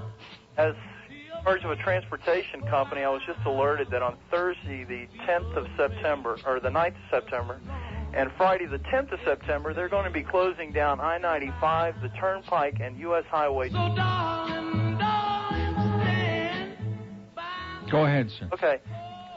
Closing those roads down from 9 to 5 on Thursday and 5 to 12 on Friday. You can only have special clearance to get in, which is my business. Because of the fact I have trucks moving in and out of Florida into California on those 2 days. Yeah. Do you know Ann Bishop? Excuse me? I said, do you know the bishop? Do I know the bishop? Yeah. The only bishop I know is Ann. Okay. You answered my question, sir. Okay.